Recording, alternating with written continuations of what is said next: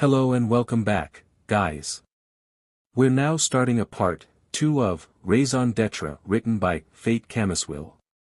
You can find author's profile link in the description. Let's begin chapter 01, Heaven Sent Raison d'être, Todoroki Shudo hates his father. And that's a healthy understatement, but he can't quite come up with anything better right now as he desperately struggles to breathe after all the blows he took from the flame hero. Training has been especially harsher since he started refusing to use his fire side. He would even think his father was aiming to kill him if it weren't for the fact that he remains alive to this day. He crawls out of the dojo and limps back to his room to fix his wounds. He patches himself up as he usually does after every one-sided brawl before going to bed, curling into himself as he succumbed to exhaustion. The next day he wakes up to the heavy stomps of feet seemingly approaching his room. He had only guessed it was his father when the door slammed open to reveal the accuracy of his suspicions, but there seems to be a catch. Behind the assuming bulky figure of his father was a small freckled green-haired child, with big and glassy bright green eyes boring into his own in wonder. Todoroki will later realize this to be the one and only time he'd ever be grateful to his father for. A pet, a toy, a friend. Call him whatever. He's yours. Endeavor said, pulling a tad rough on the tiny hands of said child before pushing him unceremoniously inside Todoroki's room. Todoroki didn't know what to make of it. What was his father saying? What does this all mean? He stared openly at the child, face a blank slate. Besides the physical attributes you would first notice upon being presented another person, the child in question was also covered in bandages. From his shoulders down to his wrists, the entirety of his legs, his neck, his head, and bits of patches on his face. Todoroki's covered wounds from last night seemed superficial compared to the damage sustained by said child, who looked completely harmless, defenseless even. It felt as if he was going to cry from all the staring he was doing alone, so he shifted bi-colored eyes back to his father. Where did he come from? The flaming man shrugged, turning to his back. The agency entrusted him to me. It was supposed to be some kind of publicity stunt. What of his parents? Just his mother, came too late to save her. Endeavor didn't even do as much as look back when he slammed the door closed. And he calls himself a hero, Todoroki couldn't help muttering under his breath as he glared at the door. He closed his eyes and sighed softly before opening them again to turn to the other boy. What's your name? Wobbly lips whimpered, Me Midoriya Izuku. How old are you? Say 7. The other boy seemed to shrink further into himself. Todoroki nodded. Midoriya was his age, but he looked a lot smaller and especially weaker. What's your quirk? The freckled child lowered his head and looked away, lips curving down with a frown. I don't have any. If that made his interest grow, Todoroki didn't show it. My name is Todoroki Shudo. Midoriya looked up to him with big hopeful eyes. And I nice to meet you then, Bakken. Bi-colored eyes blinked. Bakken. You think I'm a Bakken? Todoroki had to ask. Well, aren't you? Midoriya tilted his head in a way that made him feel self-conscious. While they certainly lived in an estate and lived a fairly prosperous life, Todoroki's never considered it before. They also have household help that come to clean up sometimes, but they still do things mostly by themselves. He's known for a long time his family fares better than most, he's just never put much thought to it. Then again, maybe that's because of his father who prefers to keep to himself. It would do him great disservice if anyone outside the family were to find out what he does when he's not wearing his hero costume. I mean, Endeavor-sama is your father and all. The green-haired child broke him out of his thoughts. His silence must have gone for too long. But seriously, Endeavor-sama. He's heard a couple of his father's subordinates call the flame hero such, but that doesn't mean he likes it. Anyway, it wasn't really important what the child called him, so he dismisses the topic. Okay, I suppose so. But it doesn't really matter to me either way. Seeming to have gotten over the initial awkwardness, Midoriya laughed sheepishly, scratching on his cheek before beaming up at him. Todoroki would later remember this as the first he's ever received a smile from the sun itself. But regardless of whatever kind of first impression Midoriya has left on him, Todoroki didn't know what to do with him. So he decides to take him to his sister. He led the way out, and for a reason he didn't understand, the child held on to his hand. Like he was supposed to, like it was done on instinct. Standing side by side, Midoriya was at least a head smaller than him, despite being his age. So he didn't let go. And even if Todoroki felt a bit of discomfort at the contact, it wasn't like the child could harm him anyway. They walked the length of the corridor in eerie silence, Midoriya leaning closer to him until he could feel the other's nerves in waves. He didn't understand what the child was scared of, but it's not like he knew how to be a source of comfort, so he kept his mouth shut. Logically, there was no reason to be afraid, they were in a hero's abode after all. Logically. They reached his sister's room and Todoroki knocked on the door twice. He heard a soft, "Come in," before turning the doorknob to do so. "Who's that?" his sister asked the moment she turned to them. "Midoriya Izuku," Todoroki answered for the child. "Father gave him to me." "Father what?" "He gave him to me, to be my friend." Todoroki decides to go with that, leaving out the options of a toy or a pet. He wasn't like his father. His sister looked to have even more questions than she did initially, but she must have decided to keep those for later. She approached them slowly before lowering herself down, and offering a hand. "Hey there, little guy. My name is Fuyumi, but you can call me Ne-chan, okay?" "Oh okay, Ne-chan," Midoriya smiled shyly. "Okay, Izuku-kun. Can I call you that?" Fuyumi tilted her head in question before receiving a shy nod, and continued. "Where are you from? Where are your parents?" Before Midoriya could try to come up with answers himself, Todoroki spoke for him. "Father said he came from the agency, they couldn't save his mother."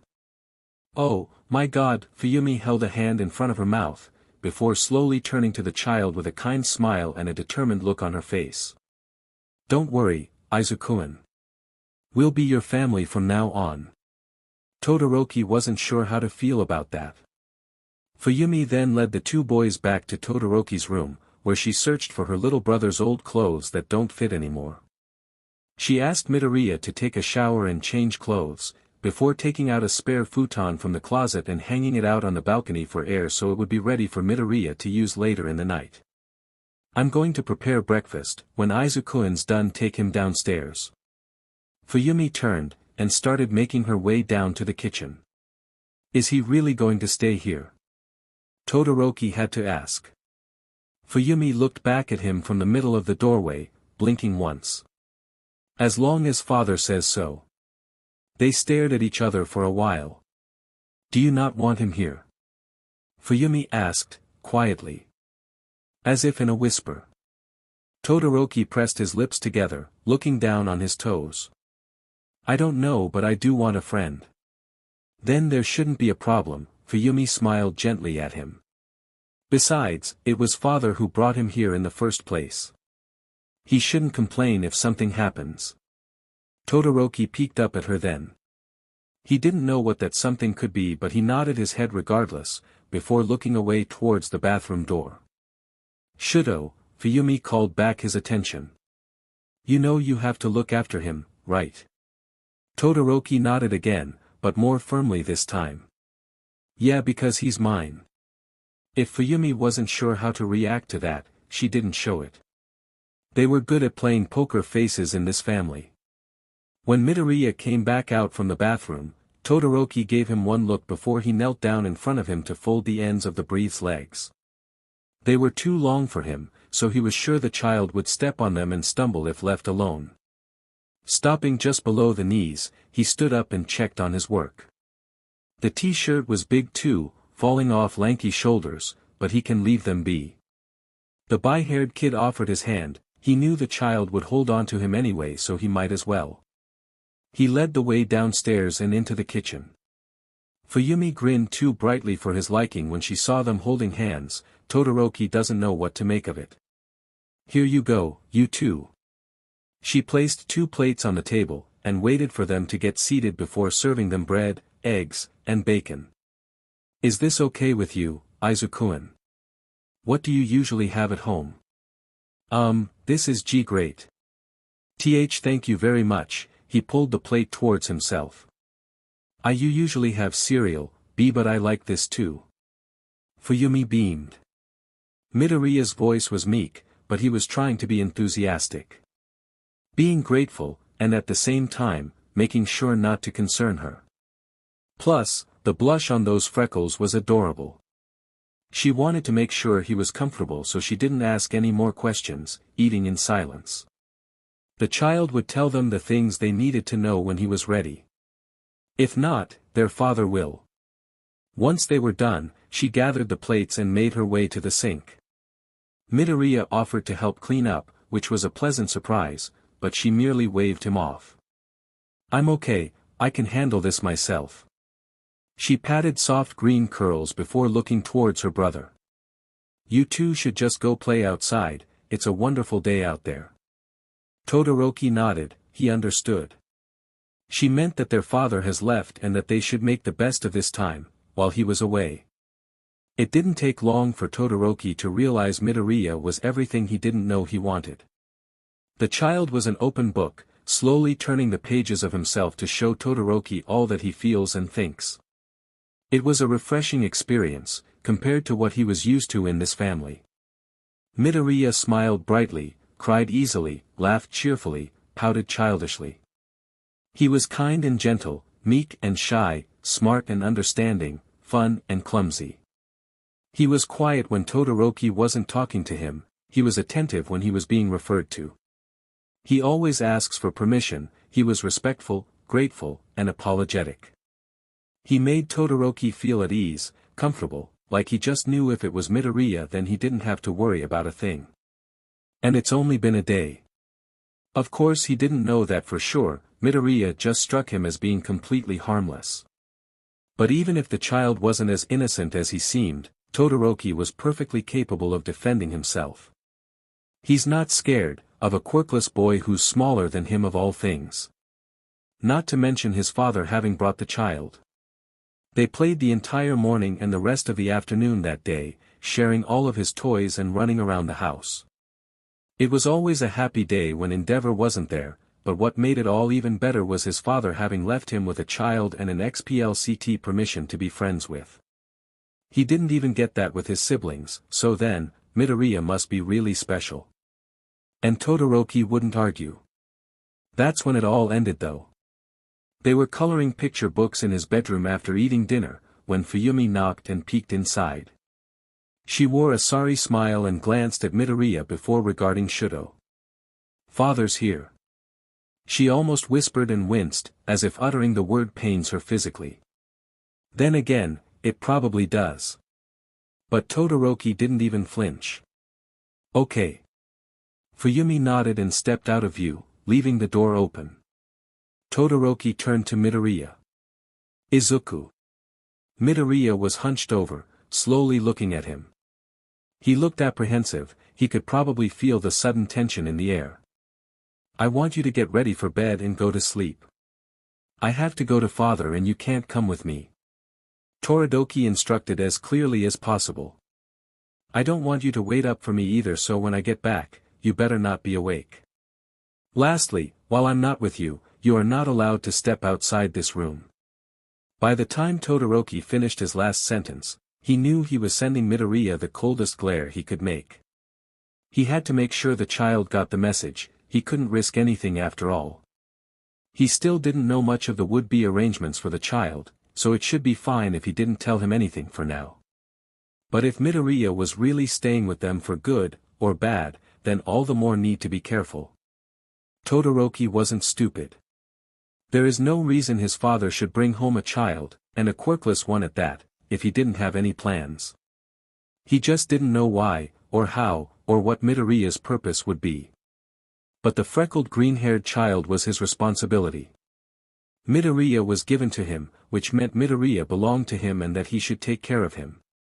He knew that, even Fuyumi said so. I understand," Midoriya's whimpering voice broke him out of his thoughts. The child's eyes went glassy again, shivering slightly. Todoroki was scary when he glares. Todoroki sighed, and tried again, more gently this time. "I'm not mad at you. I just don't want you to get in trouble, okay?" The smaller one nodded meekly, looking up at him through eyelashes. Thank you, Bakken. And so sorry, for the trouble." The older shook his head. "It's nothing. You're my responsibility, because you're mine. You know that, right?" Midoriya couldn't help huffing a small laugh at that. "I'll be in your hands, then." Todoroki couldn't point it out, but a SWCH was flipped in between them and they were back to normal. A small smile tugged on his lips. Midoriya made him feel too light. When Todoroki got back, Midoriya was fast asleep.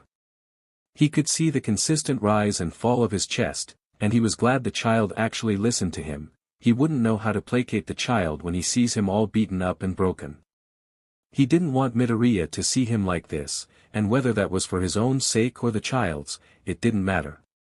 The thought just gave him a sense of unease, like a slight churn in the depths of his gut. He sighed. He's far too young to be feeling so jaded like this. But his father was insufferable. The man didn't say anything about Midoriya though, not even a passing comment. Maybe, he really didn't care to bother about him.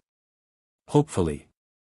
Todoroki headed to the bathroom to take a bath and patch himself up. He's got school tomorrow so he wouldn't be able to play with Midoriya until arriving home in the afternoon. He'll be able to see him for breakfast though, so it should be fine. He'll give him further instructions then. He vaguely wondered how Midoriya will be educated in this family. Was he going to be transferred to his school? He hoped so. He better ask Fuyumi tomorrow to make sure. He laid down in his own futon, feeling more exhausted than he usually does. Probably because he played out so much today, but he couldn't possibly regret that. He's never had so much fun. Despite the training, he can always put that behind him and focus more on the good things. He turns to his side, glancing towards Midoriya and bites his lower lip. He's felt too many urges to smile this day. He hopes they don't go away. And he falls to sleep just like that. Morning came too soon, his alarm ringing on his bedside table. He opened his eyes to see Midoriya already awake and reaching over to shut it off. Good morning, Bakken." The clock made a soft click as the freckled child pressed a button down. "Good morning." Todoroki sat up, staring blankly at the child. "You're up early." Midoriya played with his fingers, head bowed. I always wake up around this time for school, right? Are you going?" I don't know." The child peeks up at him and quickly looked away. "I don't even have my things. We'll talk to Nei-san about it then." Todoroki got up and walked over to his closet to get dressed. He also took a spare out for Midoriya, handing it over. He picked a shorter breathes this time so he wouldn't have to bend down and fold it up again like last time. They brushed their teeth before the older one grabbed his bag and they headed downstairs. If he was lucky, his father wouldn't be there. And he was, for today. Fuyumi was the only one in the kitchen. "Good morning, you two." "Nei-san, is Izuku going to school?" Todoroki cut to the chase. Fuyumi blinked twice, glancing at Midoriya and then back at him. "Well, he should. But I can see how that could be a problem." Todoroki didn't say anything but there was a glint of a plea in his eyes. Fuyumi tried to resist a knowing smile. "Tell you what, I'll go call father's agency and see how to arrange things," she said to her little brother before turning to Midoriya. "Izuku, do you mind coming with me later to your school? We'll see if we can get you transferred into Shudo's." Really? That would be great. Thank you so much, Nei-chan." With Midoriya's usually bright smile, it was hard to quantify how much happier he was. But the slight reddening of his cheeks and the watering of his eyes gave away a meaning they have yet to understand. "Are you sure? Don't you have friends you don't want to part with in your school?" Todoroki asked, trying not to get his hopes too high. Midoriya deflated and shook his head with a sad smile. Somehow they seem to have found meaning to pin on the earlier expression. I don't have friends. Todoroki couldn't believe that. Midoriya was blinding sunshine personified, how could he not have friends? It's settled then. We'll go through everything later and by tomorrow, hopefully you can start attending Shudo's class. Fuyumi broke the dampening mood, ushering the two of them to the table for breakfast. They eat in comfortable silence and soon enough, Fuyumi was gathering the dishes to clean up. Todoroki bids her goodbye and walks with Midoriya to the entryway. He crouches down and puts his shoes on before straightening back up to turn to the smaller boy. Izuku, listen to whatever Nei-san says while I'm not here, okay? Todoroki was giving him a stern look again, unblinking. You understand, Midoriya tried smiling reassuringly but it only came up as sheepish. Todoroki finally blinks, just once and slowly. If father comes home, just stay inside my room. No matter what happens, stay away from him. Midoriya's eyes shifted from each of his as if looking for something, so he prepared himself to answer for anything but the questions never came. The smaller child only smiles, softly but not any less bright. You don't have to keep worrying about me so much all the time, Bakken. I'll be okay. I'm not worried about you, I'm worried about father.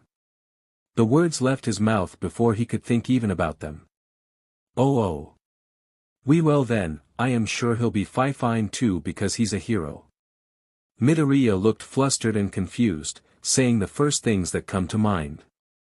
That's not it either. The smaller child opened his mouth, but didn't know what to say till he closed them again and settled with biting his lower lip, head lowering and shoulders hunching. The older boy sighed at the sight. Just stay out of trouble, I'll be back soon. Midoriya nodded eagerly before slowly gaining back the courage to speak. Take care, Bakken. Todoroki nodded once before turning on his heel and walking out. The door closed and the green-haired child felt his shoulders sagging. True enough to her word, Fuyumi had taken care of everything. Just as she said she would and as much to Todoroki's liking. So the next day, he was walking out the door with Midoriya in tow. They bid their farewells to Fuyumi at the door before walking out together hand in hand, with the older leading the way to school. It was a rough 5 to 10 minutes worth, Midoriya gaping all around him the entire way. This was the nicer and more quiet part of the city, with many appealing houses and flowering trees. The green-haired child stared openly in wonder, straining his neck to take in all the view. Todoroki had to steer him clear from walking into a lamp-post a couple of times, but the older kid didn't mind. It was amusing. They get to the school and Midoriya was introduced as a transfer student, the fact that he lives with Todoroki left unsaid. He is placed in a seat besides the bi-haired kid, who sits in the corner of the room by the window as per their request. The class started as normal as it should without much fuss, and the two didn't talk to each other the whole time. It wasn't until lunch break that Todoroki motioned for Midoriya to follow him. They climbed 2 sets of stairs to get to the rooftop, which was locked and technically a prohibited area, but Todoroki could most likely get away with anything anyway. Todoroki used his eyes to form a key at the tip of his forefinger, before opening the door for Midoriya. And the child was just gaping at him. He vaguely remembers this was the first time he's ever shown him his quirk. That's amazing, Midoriya's voice sounded breathless, and Todoroki was mildly concerned. Your quirk is ice. I thought it would be fire like Endeavor-sama's. Actually, that too. The older of the two clarified, watching closely for any more reaction. The fact that he has 2 quirks when the other has none was unfair, Todoroki knew that. But there's nothing he could do about it, nor was it his fault. Still, he would do his best to try feeling for the smaller boy. Heck, if he could give away his fire quirk he would. Midoriya held his shaking hands together, vibrating with excitement. That's so cool, Bakken. You have 2 quirks. I can't believe this. You are so lucky. So you have both ice and fire. That's so convenient. I mean, you can freeze and melt things at the same time. All the cons of one is the pros of the other. Which should be such an incredible balance in power. And both are so useful. I'm so envious. But also very happy for you, Bakken. You will become a great hero for sure. Todoroki was sure that was the longest he's ever heard Midoriya talking without stuttering. Ah, thanks. He stepped out on the rooftop. First, since the smaller kid didn't seem like he was taking his invitation to go first. He sat towards the side, leaning onto the railings before opening the bentos Fuyumi made for them. The green-haired child must have noticed the sudden change in his demeanor because he quietly followed after him, stopping 3 steps away with all the previous signs of excitement gone. Is there something wrong? The bay-haired kid didn't dare look at him. He knew his existence was unfair, Midoriya's case was too, except he's the only one who deserves feeling like a cheat. They were at the opposite poles of extremes, and he didn't want to be insensitive. He could just imagine growing up without a quirk, and the younger child looking like that's all he's ever wanted. Even though, Todoroki couldn't care less about his fire side. Even though, he doesn't mind losing both if he could just get rid of his father's proof in him. Then maybe he wouldn't be put through so much suffering, and his mother would probably still be here. He knew she would still love him even if he lost his quirk, and the thought that his father would not even spare him a glance makes him want to smile. He would be normal then, like Midoriya. But he can't tell the other that, of course not. It's nothing, let's eat.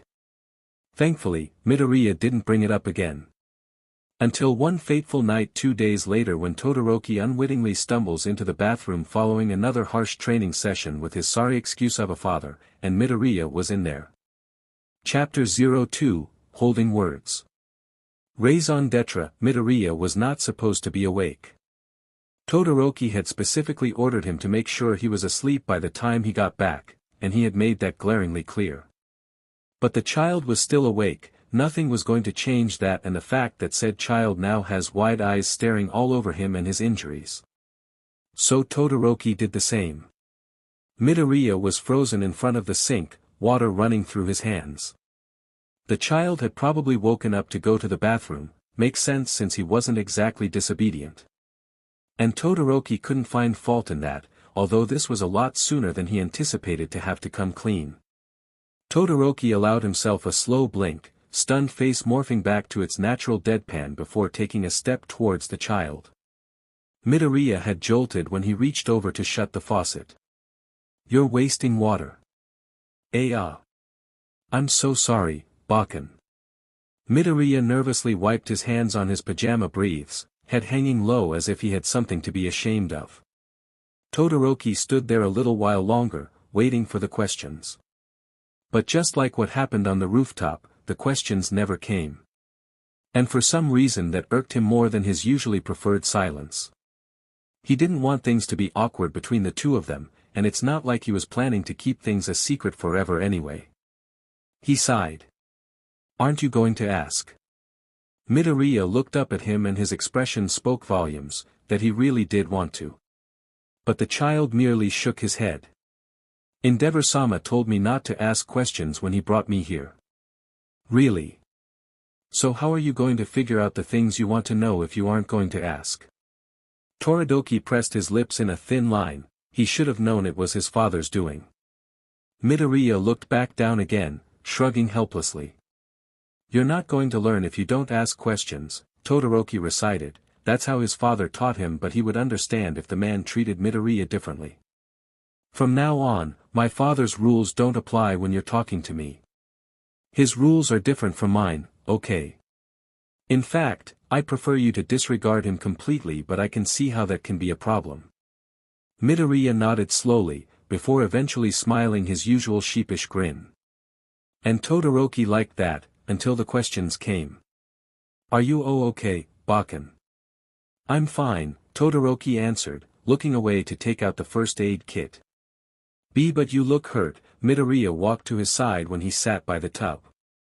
It's just the usual toll after training, the bay-haired kid opens the kit and busies himself, but was surprised when Midoriya dropped on his knees beside him. Training. big green eyes were twinkling as if that was a dream come true, slowly inching into Todoroki's personal space.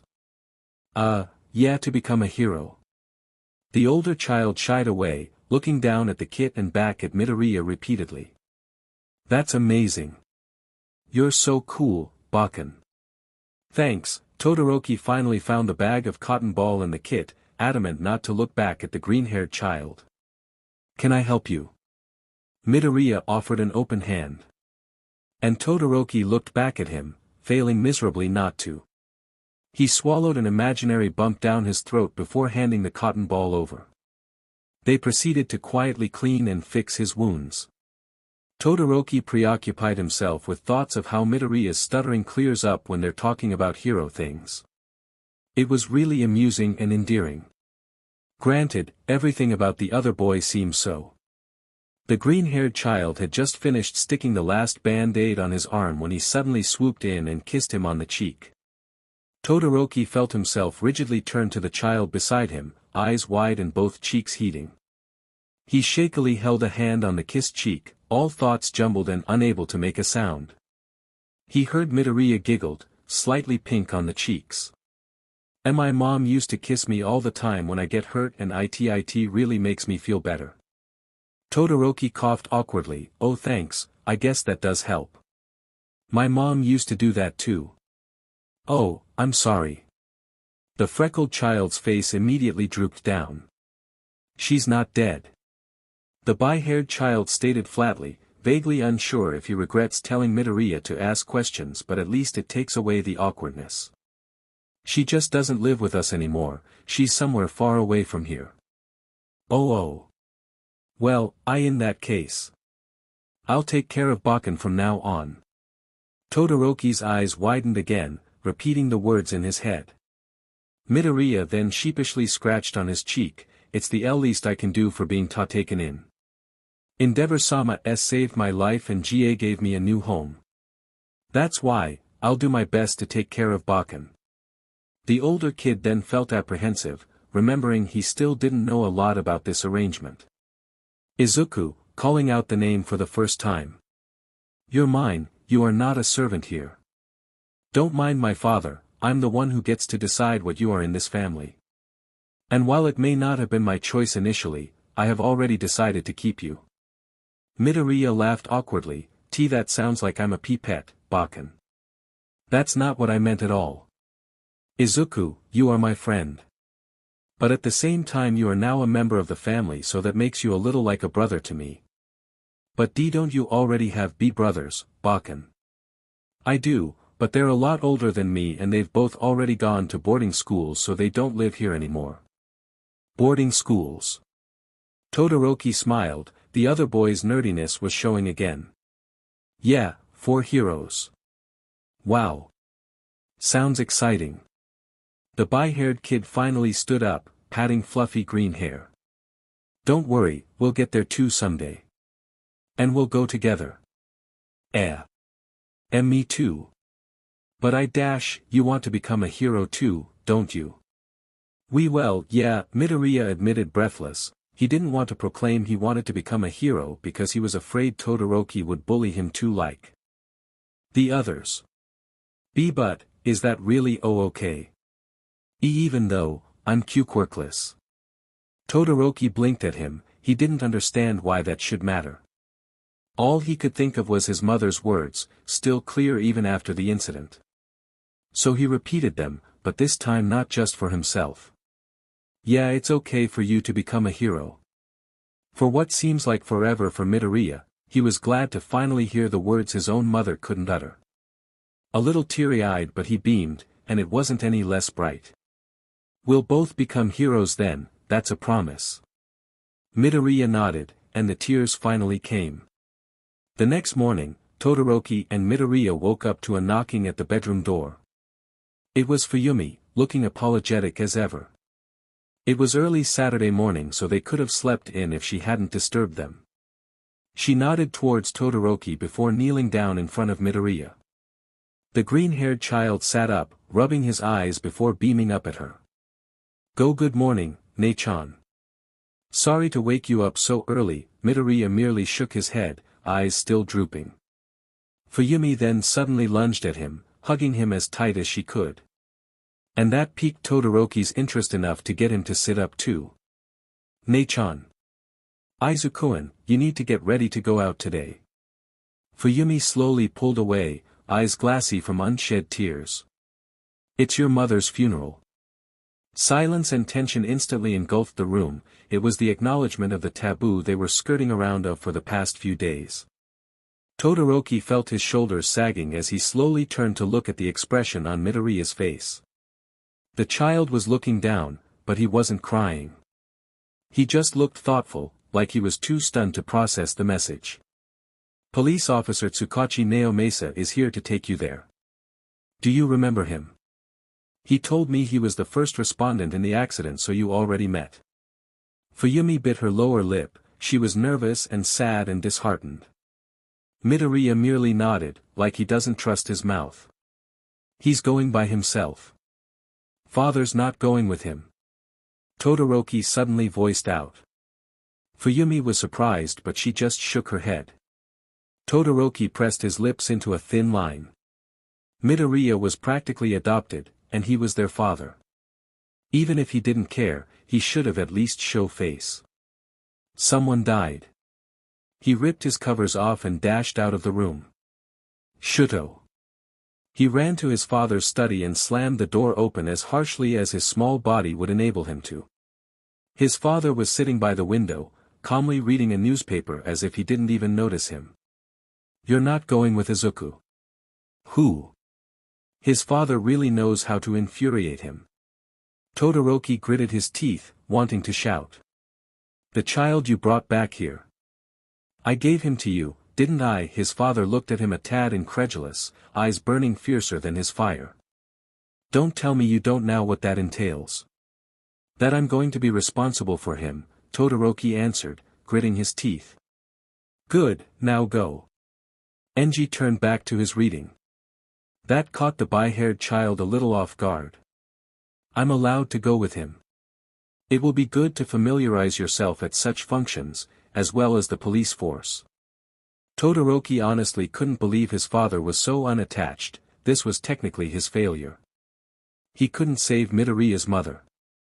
He turned, walking back out the room and closing the door. He wouldn't dignify his father with an answer. What's important right now was that he could go with Midoriya. He walked back to his room. Midoriya was already dressed in black by the time he got there. Bibaken, he was looking at him, but not really seeing. "Ne-chan said we should have breakfast first before I leave." "Okay, you can head down first. I need to get ready." Todoroki opened his closet. I'm going with you." It was a closed-casket funeral. Midoriya wasn't even allowed to see his mother's face a last time. But Todoroki could make a few guesses why, based on what he was briefed with. It had been a car accident. They were waiting for a go at a stoplight when a truck crashed into them from the side. Midoriya's mother had cushioned him. She was probably disfigured enough to be haunting. Not that it meant Midoriya wouldn't still have wanted to see her, but it cannot be allowed for his own sake. The bay-haired kid watched his charge. The child had been standing in front of his mother's coffin since they got here, completely unmoving, but he wasn't crying. There weren't any relatives, just a bunch of neighbors and friends. Todoroki had belatedly learned, Midoriya's father was not in the country. In fact, he wasn't in their lives at all. He vaguely wondered how that was like. Detective Tsukachi had told them earlier that she was going to be cremated, burnt into dust. Her will had been prepared beforehand, and everything will be given to Midoriya, including their house. Todoroki wondered again, this time about where that was and how the child's life was before everything. There was suddenly movement in his peripheral vision. A couple of men from the funerary were gathering on the side. Todoroki moved to stand beside Midoriya, taking hold of smaller hands. "It's time, Izuku." The green-haired child nodded numbly, before they walked to the side and took a seat. The men excused themselves and bowed towards Midoriya before carrying the casket into the next room. Todoroki felt Midoriya's shoulders sagging from beside him, as they both watched the doors close. It was about 2 to 3 hours later when they were presented an urn. It was the size of a person's head, and a little bit heavy. Midoriya had been tasked to carry it all the way as they walked to the burial site. The men got to work, and people said their prayers. It didn't take long until a new grave was constructed, and only the two of them remain. One Todoroki took back the hand he had released when Midoriya had to carry the urn, discreetly glancing at the other. "You can cry, you know, it's okay to be sad too." The smaller child nodded. "I'm trying." The bay-haired kid blinked at him. "Well, if you don't feel like crying yet, then let me pay my respects." Todoroki turned to the grave and bowed low as his hips would take him before straightening back up. "My name is Todoroki Shudo. I am your son's keeper. It's a pleasure to meet you, Midoriya-san. I just wish we had met sooner, and under different circumstances." Midoriya stared at the older kid, vaguely wondering about what the older kid was saying. "I want you to know that I am very happy to have him, and that I will take good care of him as much as I can for as long as he would allow me to. So, please rest assured." Todoroki released the smaller hand he was holding to clap both of his 3 times, with a final bow for an end. Thank you, Bakken. I'm sure that made my mom feel a lot better." Todoroki didn't look at him and just took back his hand before nodding. He clearly remembers the child's proclamation just last night, so it should only be fair. "We'll take care of each other and become heroes together, that's a promise." Both fell in relative ease with each other soon after. Promises were easy to make but neither wanted to break them, so they were mindful, supporting each other without a word. It was in the middle of the weekday, when Midoriya started feeling aware of the twist in his gut, spurting from having taken care of Todoroki's wounds last night. The green-haired child has started paying extra attention to his Bakken since finding out about the training sessions, making the promises to take care of each other and become heroes someday. Midoriya looked around the classroom. For some reason, all the other kids sat far away from the two of them. They had free time after lunch, where kids were allowed to go about doing whatever they wanted. Some were playing, reading, writing, and Todoroki did what he usually does. He sat in a corner with his crayons and coloring books. This was the time when kids usually grouped around their friends, but he didn't seem to have that. What he did have though, was Izuku. Like a knee-jerk reaction, instinctive and natural, the green-haired child approached him the moment the teacher stood up to leave. She'll probably come back later, but that didn't matter. Izuku was sitting in front of him, having started coloring too, just like how they usually do. Bakken, don't you have any friends? I have you, Izuku. Todoroki didn't pause, or flinch, or even look at him. Yeah, but don't you want other friends? Todoroki finally paused and stared at him, expressing nothing. You're the only one I'm allowed to have, Izuku, you're the only one father is allowing me to have. What?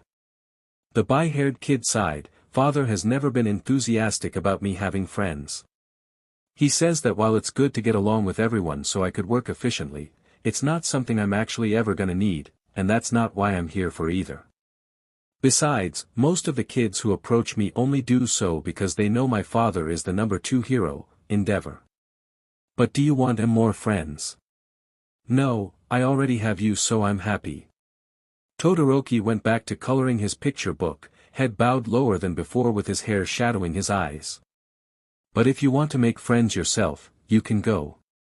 I won't stop you. I know sitting here in a corner when everyone else is having fun is kinda pathetic. Midoriya quickly shook his head. No, Bakken. I just didn't want you getting bored with me because I am not really all that fun. Besides, they'll probably only bully me once they find out I don't have a quirk. Why would they do that? The green-haired child shrugs. Because I'm lame and useless. That's not true, you're really fun to be with and you must be incredibly special if that father of mine even agreed to take you home. Midoriya laughed sheepishly. I don't really know about that, Todoroki blinked. Well, you don't have to take my word for it, but I want you to know that's what I hold to be true. Thank you, Bakken. The green-haired child felt himself tearing up, but he held it in. And also, Todoroki glared down at his work. If anyone ever tries to bully you, I'll bully them. Midoriya couldn't get it out of his head, such kind words and promises. He remembered them after the free time was over, as they were walking back home, during dinner, and after Todoroki left the room for the training session. The older kid said he meant them, and Midoriya couldn't doubt that, but he wonders. Was his Bakken taking to heart such words the same way he does? Because after all, Todoroki was not the only one who made promises. And also, the fact that his Bakken said it was okay for him to be a hero. Does that mean he was also relying on Midoriya to come save him? The green-haired child took a shuddering breath. He was standing outside the dojo, not deaf to the incessant yelps of pain and cries of agony. And when there was silence, the clock behind him was hammering the nail in the coffin. With every tick that he was waiting, the person he promised to take care of was suffering. But he wanted to become a hero, didn't he? Now is a good time as any. Besides, if what Todoroki had said was true, then endeavor wouldn't hurt him. He shouldn't because he's a hero. He slammed the doors open and ran as fast as he could, spreading arms out wide to shield the older kid from the flame hero. Stop hurting Bakken. Clearly, Midoriya didn't know who he was up against. He belatedly realized upon taking a hard punch to the gut, retching his dinner out. Izuku. Todoroki was suddenly screaming at the top of his lungs. He tried to get up, but his shaking limbs failed him. Frost was starting to creep up his right. What are you doing here? Get back to my room. Run away. Midoriya didn't answer, he couldn't even breathe right now, dry heaving and coughing in fetal position. Todoroki turned his attention back to his father, who seemed completely unperturbed by the unexpected intrusion, and angrily lashed out on him. Father, why did you hit him? He's quirkless. I am okay, Bakken. I got hit because I got in the way. Midoriya was trembling, but he was slowly getting on his feet, looking back at him. Are you okay? Todoroki released a shuddering breath. What was Midoriya saying? His dinner was just beaten out of him. And wasn't it obvious that the number 2 hero was very much capable of stopping himself in time if he really didn't want to hit Izuku? The bi-haired child seethed, his BSTRD of a father had done it on purpose. Shudo, they suddenly heard the bellowing voice of his father. Aren't you ashamed that a younger and much smaller kid without a quirk is trying to protect you? The bi-haired child sked in a silent gasp, his father had a mocking tone. This is bad. He could only fear for Midoriya. Endeavor-sama, the green-haired child was now up on his feet and was limping towards them, getting in between the two again. I don't know why you're so mad, but I am sure Bakken is doing his best. Please be more patient with him. You're wrong, Izuku. Shudo is clearly not doing his best since he's been refusing to use his fire side to spite me. The flame hero spoke low and disdainfully. I'm just teaching him a lesson. Midoriya could feel the hairs on his nape stand up, he swallowed his heart back down his throat. I understand, but isn't this tea too much? No, this is just appropriate. Endeavor narrowed his eyes, glaring at Midoriya from down his chin. But if you're so concerned, then why don't you take it? Todoroki felt his heart stop. Take Shudo's punishment in his stead. Todoroki sneered. Time seemed to slow down for the younger Todoroki then, it felt like the two were speaking on the same wavelength and he was the only one who couldn't comprehend. There was no way his father, a hero, was actually asking a quirkless 7-year-old to allow himself to be beaten up, right? No, don't do it, Izuku. He rasped, voice only above a whisper. And the two didn't seem to pay him no mind. Oh okay, Midoriya answered. And just like that the green-haired child flew over his head and landed behind him in loud thump. Todoroki rigidly turned his head to look back at him. The green-haired child was now unmoving, with both of his eyes closed. Time seemed to have caught up with him then, quickening and pulsing. Like he was being punched in the chest from the inside. Or was that just his heart? Shudo, weren't you supposed to be the one taking care of him? How could you let this happen? His father's voice was booming again. How could you expect to become a hero if half of your body's frozen solid, that you're shivering to the point you can't even summon out the ice you're so proud of? Ah, so that was it. Todoroki realizes all too late, the purpose of Midoriya being taken into the Todoroki household. It was so that his father could use someone against him since his mother was now gone, like a hostage, or bait, or leverage. It felt different from how his mother used to protect him though, because this time he was the one who was supposed to be responsible in the first place. He hated his fire, sure. He doesn't want to use it anymore in a bid to resent his father, to completely and absolutely reject him. As what his mother did, to the point she had rejected her own son too. Now Todoroki didn't have proof, but if her words on that day were anything to go by, he could deduce his mother poured boiling water on him in an attempt to put out the fire. Because he looked like his father when he was on fire. He hated that too. He tried to summon his ice one last time, as tremors kept racking his body. But he was already numb, hypothermia was setting in and it would be dangerous if he got frostbite. Honestly, he'd rather just give up and die than light his fire to fight. But who was he kidding? It wasn't his life he was risking here, and DMN at all if he was going to lose Midoriya too. When his mother was taken away, he had sworn to himself he would never use his fire side again. But the promise to take care of Midoriya in front of his mother's grave, was something he'd want to keep more than the one to his own. And so TodoDeku burned. He burned so bright Midoriya dreamt the sun was rising at night. Chapter 03, Hell's Fire.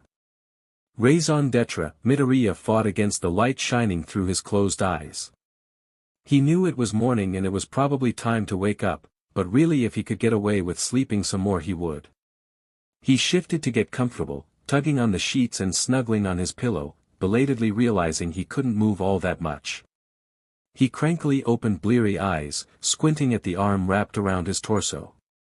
He suppressed a tired sigh, wiggling to turn on his other side. And what greeted him was his Baku's sleeping face only an inch away. He stared at him. The years have done absolute wonders on Todoroki, it was unfair. His face becoming sharper and more handsome. His body, toned and firm. He's also become more playful and open, along with better control of his powers. Really, sometimes Midoriya wonders where the years have gone. Looking back, some things felt like it only happened yesterday. But all that was so far away now. He placed a gentle hand on his Baku's face, biting his lower lip when Todoroki unconsciously nuzzles onto it. Really, this guy thinks he could get away with anything. And sometimes Midoriya gets so weak, he can't help wanting to let him get away with anything. Today was not one of those days.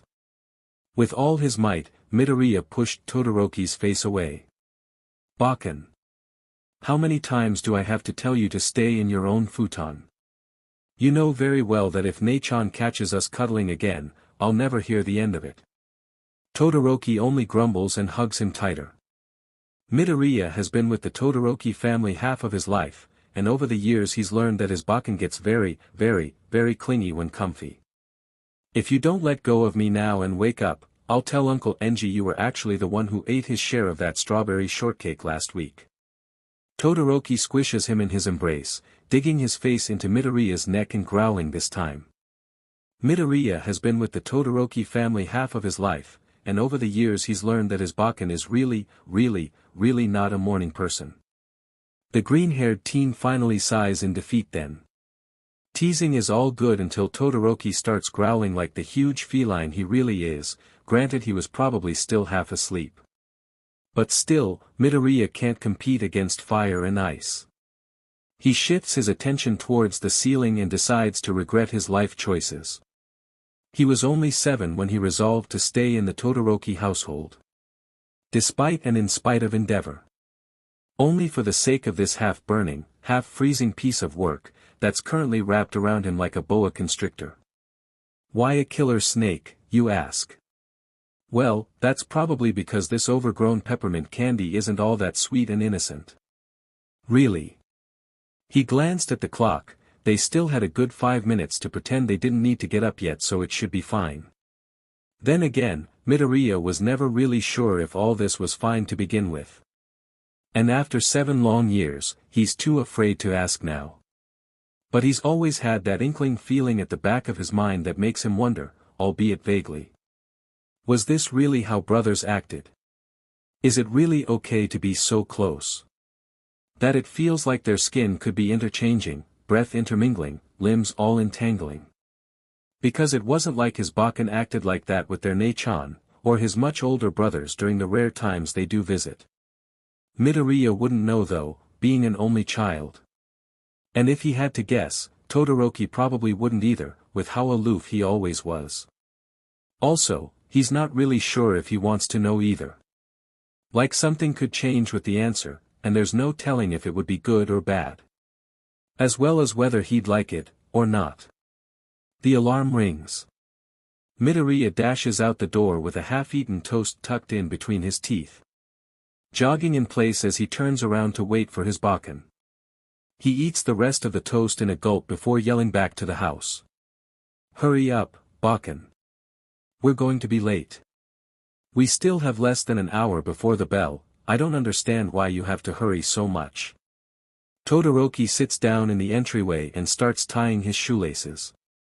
I'm going on without you then. Midoriya waved to his back before breaking into a mad dash. Bye, Nei-chan. Wait.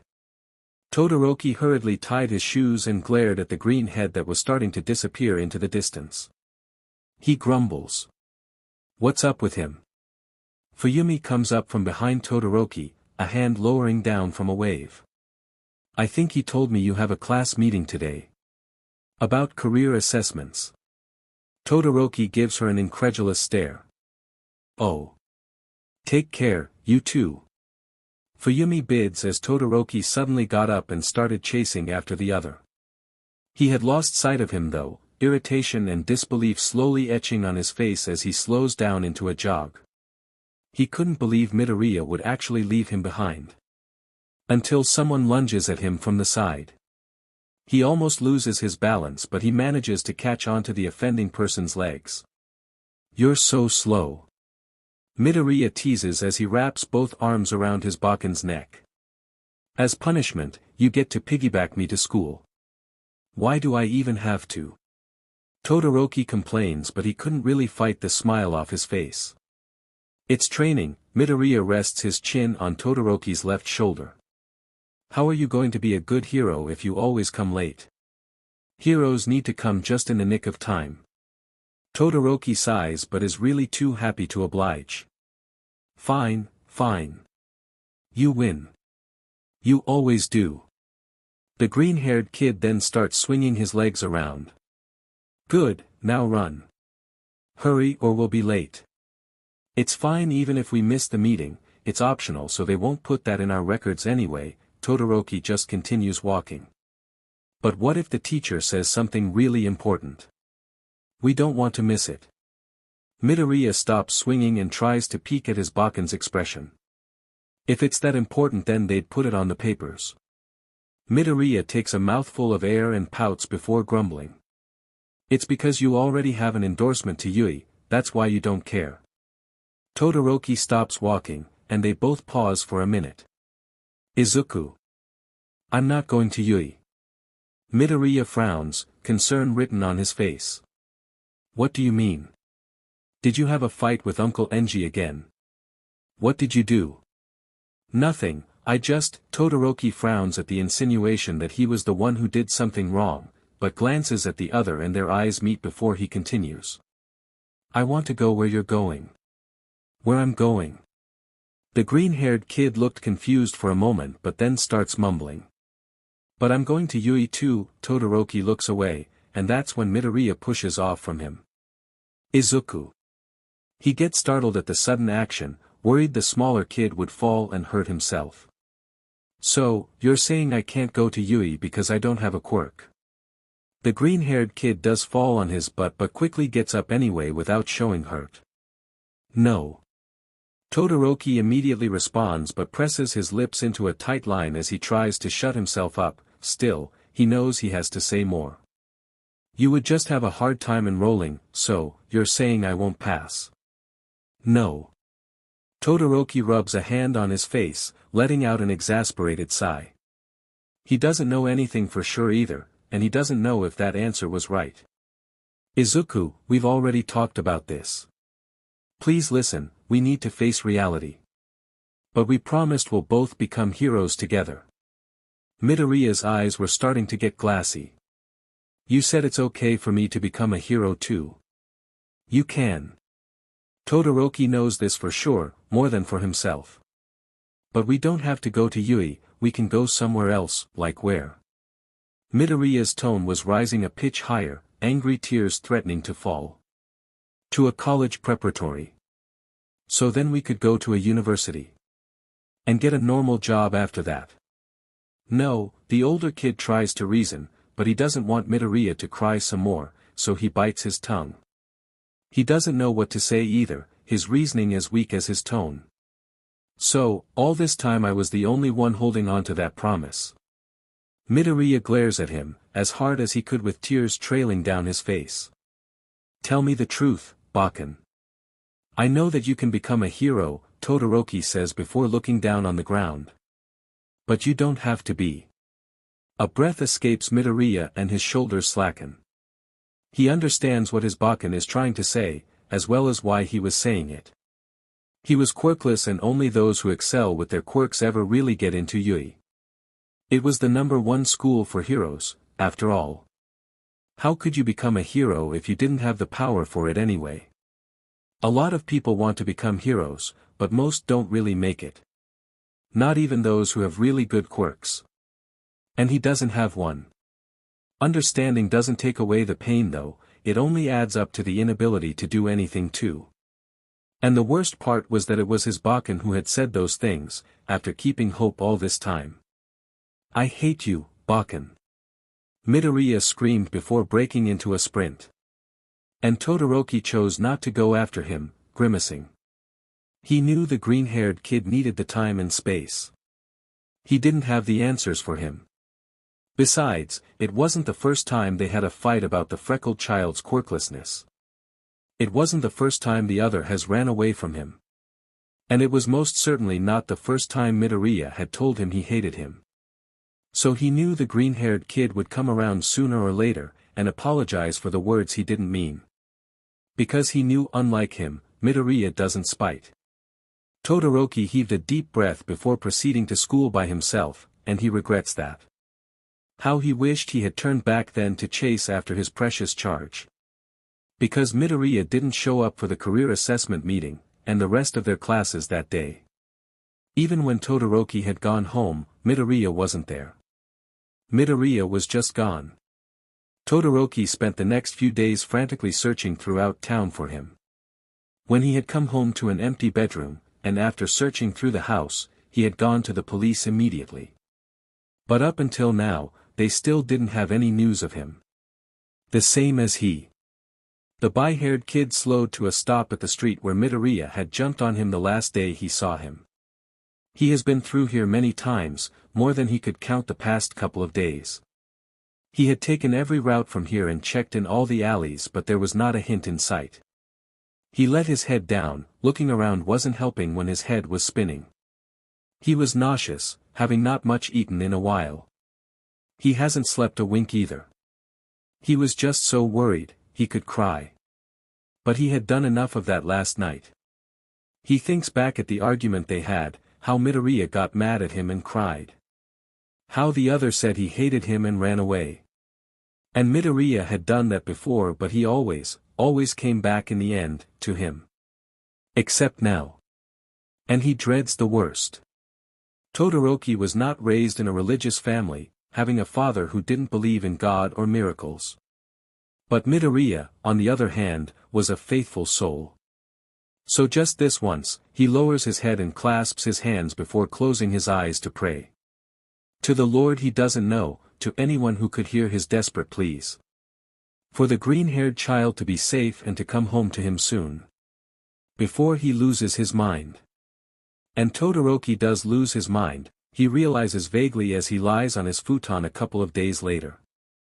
Eyes bloodshot and tear-crusted as his stomach continued to grumble. He feels too weak to move, to speak, to hope. Midoriya is gone. And he's not sure which would hurt more, if he had gotten seriously hurt or if he had just really left him. The green-haired kid had left his cell phone on his desk, broken for some reason, but it means he really did come home after the argument. So where was he now? He feels like crying again, but he's too tired and numb already. He doesn't even know for how long he's confined himself inside his room and in bed. Fuyumi had been checking up on him, and with the police, she comes by to give him food he doesn't eat and tell him updates that do not change. They still couldn't find him. Suddenly, the doors bursts open so hard, it almost falls off its hinges. God, he wants to die. Shuto. His father roared, stomping his feet menacingly towards him. What the hell do you think you're doing? Wasting away like this. He doesn't say anything, doesn't look, doesn't acknowledge. You don't even eat. Are you trying to die? You're of no use to me dead, boy. And Todoroki almost answers, yes. Get out of bed now. Eat and train. He vaguely wonders if his father would beat him up like this, but then he wouldn't really be surprised if he did. Don't you hear me? Endeavor finally grabs him by the collar of his shirt, shaking him, but Todoroki remained limp and lifeless. Frankly, even if he wanted to stand up right now he wouldn't be able to. Are you really doing this just because of that boy? Endeavor starts shaking him, but still, he doesn't respond. And so he receives a hard smack from huge hands that could cover half of his head, still, he doesn't give. It was then when his father had started dragging him off on the floor without saying anything. The feeling of his skin constantly rubbing the hardwood floor was starting to cause friction, and it hurt, but he remained unmoving. He briefly saw Fuyumi running up to them from the other side of the corridor, before he was unceremoniously thrown into the dojo and his father had closed the door to her face. He knew. He was gonna get beaten then. She probably did too, with how worried she looked. Shuto, do you know why I even bothered to bring home that boy? Endeavor started, glaring at him with oversized veins protruding his temples. It's because when your mother was sent away, you became unmotivated. To use his fire side, Todoroki thinks, but his father doesn't say. But we both know of your potential, that you have the power and all the means. You just choose not to make use of them. Endeavor crosses his arms with a huff before continuing menacingly. You needed a reason, so I gave you one. But now you must realize, you don't need a reason in the first place. Because they would leave you anyway. Shuto, you need to understand that you have to be strong by yourself. If you're going to be the #1 hero someday, you can't rely on anyone. You can't have weaknesses. Todoroki was starting to dread where this was going, like those many times his father hurt Midoriya. He wishes he didn't have to hear anything. I brought Izuku here because I thought you needed something to fight for. And that worked for a while, but now you have learned the hard lesson that you shouldn't even need him anyway, like he doesn't need you. Todoroki finally lifts his gaze towards the older man's bulky figure, glaring as much as he could, flames reflected in his eyes. Come on now, Shuto. You're not stupid. Did you really think that kid wanted to be here, with you? You're just a big disappointment. You're useless to him, so of course, he would leave you. Todoroki pressed his lips together, albeit quivering. He would not cry in front of his father. That's the truth, Shuto. He's not hurt. He's actually fine, and in a far better shape than you are now. But why doesn't he come back here? It's because he's finally gotten sick of you, of course. He didn't believe anything his father was saying. He couldn't. But then, his father finishes the sentence. Like your mother. The words hurt, and they could be true. But at that moment all Todoroki could think of was, that his father must have sent Midoriya away. He stops breathing, and the house explodes. The next thing Todoroki knew, he was lying on his stomach in a white padded room and his wrists were bound behind him. He tried to think back to what happened or at least make sense of where he could be, but the only thing he could remember was fire. A lot of it. And it engulfed him. He remembered he was fighting with his father, and Fuyumi was waiting outside the door. But that was it. That's the extent of what he could come up with. He figures he may have released his own fire, to fight back against his father. But he wasn't so sure how that went.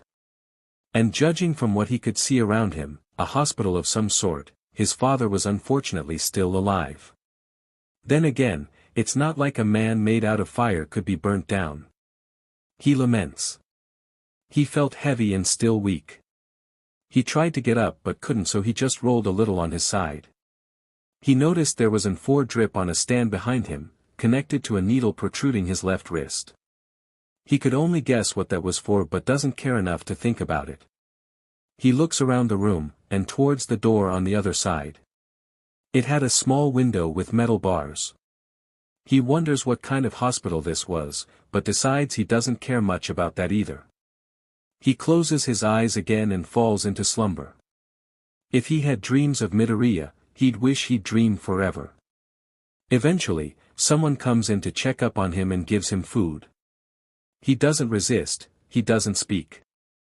Later on, some kind of doctor comes and tries to talk to him, he doesn't respond either.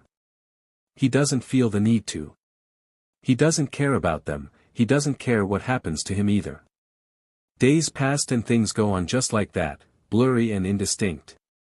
He wonders how long this would last, as well as when something would change. When change finally did happen, it wasn't what he was expecting. It wasn't what he had hoped for either. But he guesses, he should have seen it coming. Shudo, how long are you planning to act like this? It was his father, alive and well. As huge and bulky as the last time he's seen him, albeit a little older looking. Though, Todoroki was sure it had not been that long. Do you really want to die just like this? Todoroki didn't answer, didn't look, didn't move, didn't acknowledge. Are you really going to waste everything I've worked on? All this time? Before you even become a hero? He wondered what kind of expression his father was making, he couldn't tell the feelings behind those words. Was he angry? Disappointed? Fed up with him? Probably all of those, but for once he just can't seem to place the tone. His head was a little fuzzy, like he was dreaming or half asleep. He wasn't sure, he hadn't been sure of anything since he got here. And again, he doesn't care. Endeavor heaves a deep breath. The father and son never saw each other eye to eye, today wasn't going to be the first. The older man stands up on his full height and turns to his back, Todoroki belatedly realizing the man had crouched down to speak with him. But he seemed to have given up on his favorite child, and Todoroki was relieved. Until Endeavor opened his mouth again. Yui's first day of school starts next week. Izuku passed the entrance exam. With that, his father walks away without another glance. And the door closes. It was then that Todoroki slowly sits up, he didn't even know he could move until he heard those words. And for the first time in a long while, he feels tears falling from his eyes. Todoroki was later told it had been a little over a week since he had been confined in what he learned to be a youth rehabilitation center. The people there believed he was sick, like his mother. And so, he was not held responsible for the so-called accident he had arbitrarily caused. They had to make sure he was well enough to be cleared out though. So he ate, answered questions, did as he was told. Everything to get out of there as soon as he could, so he could attend Yui and meet Midoriya again. He heard that he had blown up their house in a large fire, that Endeavor had been currently staying in his agency and that Fuyumi was in a hospital. He asked about how she was doing, but they didn't know. And he couldn't believe he had sent his sister there, like what his father did with his mother. Guilt and self-loathing ate at him.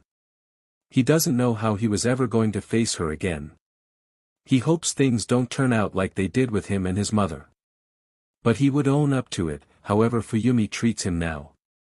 He moves on to wonder about Midoriya, if the green-haired boy was still mad at him or about why he had disappeared in the first place. There were too many thoughts going through his head, so many questions. The past week he's been nothing but numb and unfeeling, now he just feels overwhelmed, excited, nervous. But what he was sure of was that he couldn't wait to see Midoriya again. His Yui uniform was sent to the facility, as the day came that he was being released. He was going to be scritted there, straight up since they weren't sure where to bring him, with his house having been destroyed and all. They were able to coordinate matters with his father though, so they had consent. Todoroki stepped out of the car and bid goodbye to the people who took care of him. He never really cared to know their names, but he guesses if he ever sees them again, he would. He had apologized and thanked them. Though. He turns to his back and enters the gates. There was a path leading to the main building, surrounded by cherry blossoms in full bloom, and he takes it. He keeps walking until he catches a glimpse of evergreen. And for what seems to be the longest time he's gone without it, he breathes in air again. Izuku. The person in question stops walking, and turns back to look at him in slow motion. Bright green eyes on a face littered with stardust and framed in curls. God, he missed him so much. So he runs. And when he was close enough to touch, he kisses him. Raison d'être, noun, raison d'être origin, French, literally translates as reason for being, or reason to be. The most important reason or the ultimate purpose of someone or something's existence or state of being. Chapter 04, Healing Kisses. Raison d'être, Midoriya felt his brain short-circuiting the moment he felt lips on his own, he even forgot the fact that people could actually breathe through their nostrils. He wasn't able to close his eyes either due to the surprise, so he could see the vague image of his Bakken with his eyes closed. He was too close to see his face clearly, but he knew it was him, with the incredibly distinct half-red and half-white hair. But they grew up liking each other's wounds, so to say, that's why kisses on the cheek, forehead, and hands were not uncommon. This was the first time they ever met full on the mouth though, and it was literally breathtaking even if not for the shock. Todoroki pulled away and hugged him as tight as he could. Where have you been? Why didn't you come back anymore? I was so worried. Did something bad happen to you? Were you hurt? Anything Midoriya had to say or ask about the kiss died in his throat the moment he realized his Bakken was crying. He couldn't see it because they were hugging, but he could hear it in his voice, in the way it cracked and how the other took shuddering breaths. He wonders a bit about how long it had been since he last saw Todoroki cry, and belatedly realizes the bi-haired teen was also capable of running his mouth. They must have hung out too much. I'm sorry, the freckled kid chose to say first. I got caught in a villain attack that day and ended up in my childhood friend's house. His mother refused to let me go back and I lost my phone during the incident. He felt Todoroki wiping his tears away before taking a step back to inspect him for wounds. His Bakken did this a lot whenever he had to go away and leave him in the house with his father or by himself, so the green-haired kid was used to it. Midoriya giggled slightly at the fretting. The older teen was being overly meticulous, but he'd chucked that up on the worry. The bi-haired kid pulls away again to look at him square in the eyes, hands sliding down to hold both of his hands. Are you okay now? Yeah, Midoriya smiled through reddening cheeks, flattered by the attention. Todoroki rests their forehead together, and releases an exhausted breath. Good, I'm glad. What about you, Bakken? Are you okay? The older teen straightens up and sends him a questioning stare, as if he didn't know what he was asking about, which he probably didn't. Midoriya looked sheepish.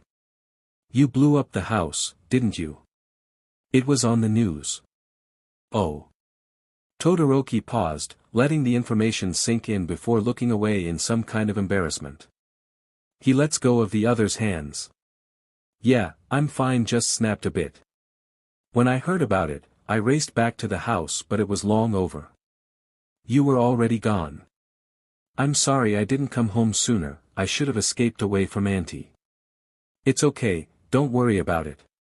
Todoroki finds his eyes again, and smiles helplessly. What's important is we're back together again now. Midoriya looks away for a moment. He didn't want to lie, but did Uncle Enji say anything? He told me you passed Yui, but that was just last week. The entire time before that I didn't know anything. Oh, the green-haired boy lowered his head in deep thought.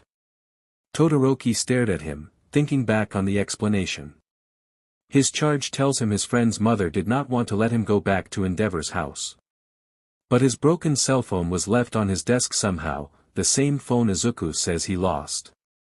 And he was caught in a villain attack. Why didn't the police tell them that when they knew he went missing after? And did Midoriya really stay over at a friend's house? Why didn't he even call home? Or did he, but his father just purposely didn't tell him? Did his Nasan know? Did she also keep things from him? There's no way she would, right?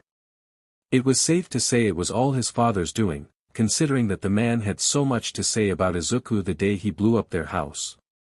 And Todoroki does not ever doubt Midoriya or think of him capable of lying either, so rather, the boy was purposefully not telling him something.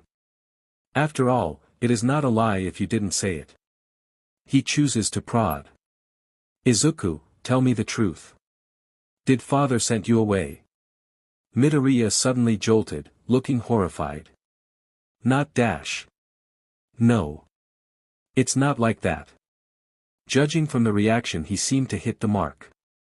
I'm not gonna get mad, not at you anyway. Midoriya lowered his head again, shaking it at the refusal. He really didn't send me away, not exactly. Can you tell me what really happened then? All of it. Todoroki tried peeking into the freckled child's face, but Midoriya refused to give, shaking his head. He sighs. Okay, you can tell me when you're ready. For now, let's get to class. Thank you, Bakken. Midoriya followed after him. And I'm really sorry. It's fine, really. All that matters to me is that you're back. Todoroki felt at ease again. And though it bothered him not to know everything, it was not the most important thing. The person next to him was.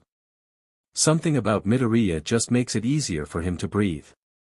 He glances at the green-haired kid and he suddenly stops, finally registering a little twinkle. What happened to your ear? Oh. This. Midoriya touches the small red crystal, smile bright on his face. I got my ears pierced. My friend's parents are in the fashion industry and Auntie was tinkering with some accessories one night and offered me some. So, now I have a red crystal on my left and a white crystal on my right. Todoroki blinked at him slowly, processing thoughts. Those colors are. Midoriya blushed a little and scratched on his cheek, before letting out a soft giggle. I may have missed you a little. They walked the rest of the way to class, and Todoroki opened the door for the both of them, towards a somewhat rowdy bunch. The most noticeable was a blonde delinquent, sitting with his feet resting on his table and a glasses-type guy berating him for it. The rest of the class didn't seem to notice their entry, seeing as they're all watching the spectacle. They tried to enter without stirring much fuss, but then a girl suddenly spoke from behind them. Oh, it's you. Freckles. They both turned to look back and a brown-haired girl proceeds to bow down from her waist. My name is Uraraka Ochako. Thank you so much for saving me last time. Oh. It's no problem at all. Midoriya frantically waves his hands around, and bows down just the same. Thank you for trying to give me some points. Don't worry about it. They didn't even accept it anyway. It's you. The rest of her words were interrupted by the glasses guy, who also bows with the upper half of his body. I am so sorry for misjudging you. Clearly, you knew better than I did. And I am so ashamed I did not realize it sooner. It's nothing. Midoriya started waving his hands around again. And it's not like that at all, I really didn't know either. Deku. It was the blonde delinquent this time, glaring at them. Where the F have you been? And why the F are you in my class? Were you looking for me, or didn't you want to see me? Make up your mind, Kaken. Midoriya responded more calmly this time, mildly sheepish. That doesn't answer my question.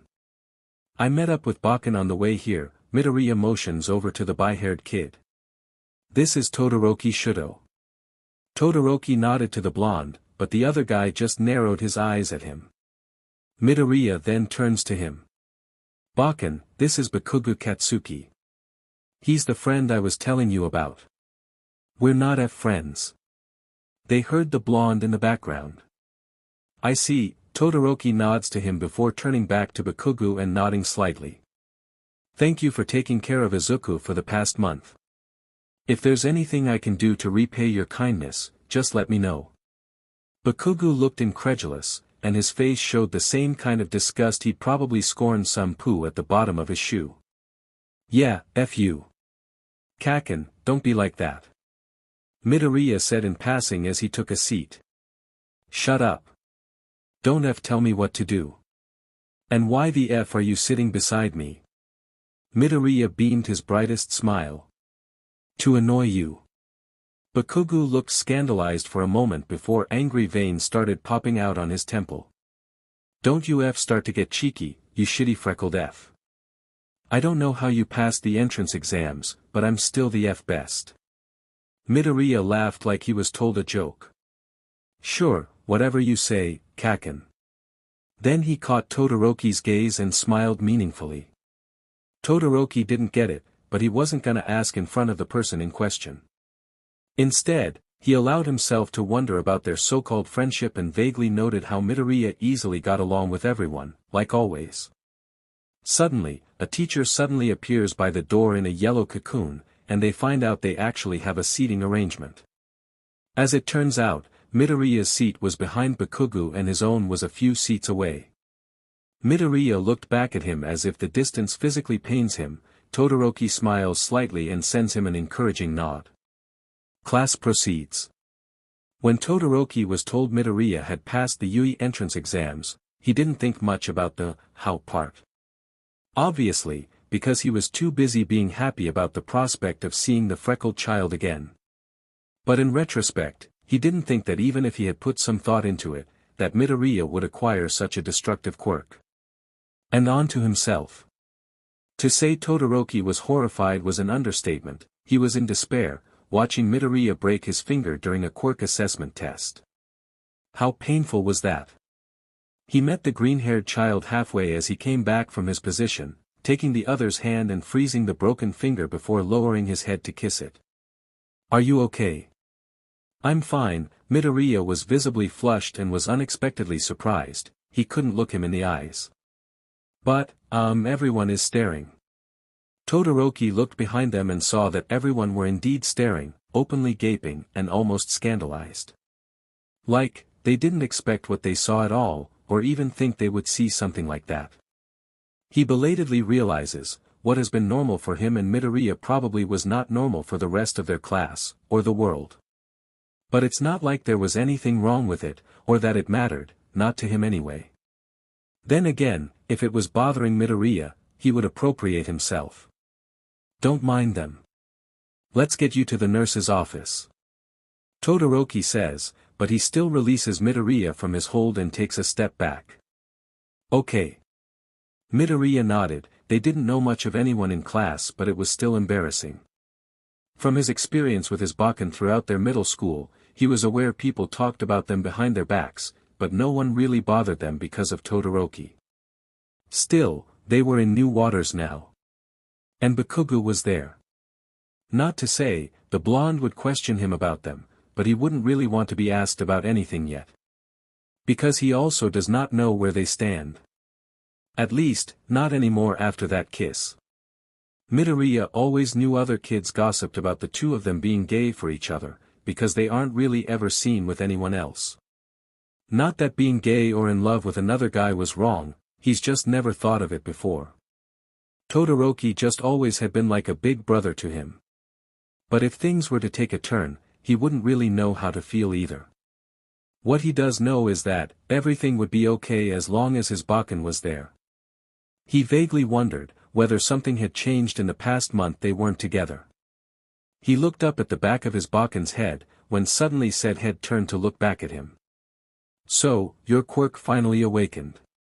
It wasn't a question. Yeah, Midoriya became visibly nervous, scratching his cheek with a finger. Like over the shock of the villain attack, or something. That sounds questionable really. Midoriya had been on the receiving end of Endeavor's attacks throughout their shared childhood. But Todoroki will not call him out on it. How did that happen, by the way? Are you sure you didn't get hurt? Nope. I'm okay. The green-haired child suddenly brightens up as if remembering something pleasant. Actually, more than okay. I met All Might. He was the one who saved us. Todoroki's eyes widen a bit. If his father finds out, they will not hear the end of it. Really? How was he like? He was so amazing, Bakken. I'm sure you'll meet him soon, because he told me he'll be teaching here. You kept in touch. Well Midoriya laughed sheepishly, not really answering the question. Todoroki doesn't know, but he nods nonetheless. He doesn't really get it but he'd chuck it up on the fanboying thing. They both admire All Might, but Todoroki's father would kill him if he ever found out, so he keeps a safe distance. Midoriya will be safe though, probably, so that's fine. They arrived in the nurse's office and much to Todoroki's surprise, he finds out this was not the first time Midoriya got sent to the clinic. The first being after the entrance exams, where the green-haired boy broke his right arm and both legs. The look of horror on Todoroki's face was indescribable, he was almost impossible to placate. Thankfully, Midoriya's broken finger was healed with one kiss. And Todoroki was comforted by how immediate she could bring relief to Midoriya, if only by a little bit. A quirk that could heal wounds with just a kiss. Todoroki vaguely wishes his kisses could do the same, then again, it would be better if Midoriya didn't get injured at all. And then their last class comes around with All Might bursting through the doors and telling them they would have battle tests. Now Todoroki is in the same infirmary on the same day with the same nurse and his same charge, except this time Midoriya was unconscious, with injuries that cannot compare with a little broken finger. Todoroki took slow and deep breaths. He knew it was unreasonable to get upset with Bakugo because it was a battle test and Midoriya deliberately took the blow. Still, the fight had gone too far. And now feelings he can't explain are overwhelming him. He doesn't even want to identify them. He's just feeling too much, and numb at the same time. But really, he just wants Midoriya to get better and not get hurt again. His eyes snapped to the person lying in bed when Midoriya started tugging on his breaths by the knee. How are you feeling? Todoroki asks, coming closer. I'm okay, don't worry. Todoroki shakes his head without a word, not wanting to rebuke the other because this was definitely not okay, and there was no way he cannot worry. I'm sorry, Midoriya continues. I'm always making you feel bad. That's not true. Yes, it is. Midoriya turns his head to look at the ceiling. If it wasn't then you wouldn't be making such a sad face right now. Todoroki does not know what kind of face he was making, but he wasn't going to question the other's words. Because they were right. And I didn't mean just today, I also meant that for going missing and the things I said before. It's fine, I know you didn't mean them. Todoroki catches on and looks away. Why did you say you hated me anyway? To hurt your feelings. Midoriya answers honestly. Todoroki's eyes widen and he slowly turns his head to look at his charge, but Midoriya had turned his face away from him. Why? Because you hurt mine. Then I'm sorry too. Todoroki takes his turn to apologize. I just didn't want you to push yourself too hard, and I didn't think your quirk will awaken now of all times. No, Bakken. You were right. Midoriya turns to him then. I didn't believe I'd get a quirk either, and I took my frustrations out on you. It's fine. No, it's not. Midoriya cuts him off. Bakken, you're too kind to me, and that kinda makes me feel guilty because I probably don't deserve it. That's why I'm doing my best for you too. I just want to be with you forever. Todoroki lets that sink in. Me too.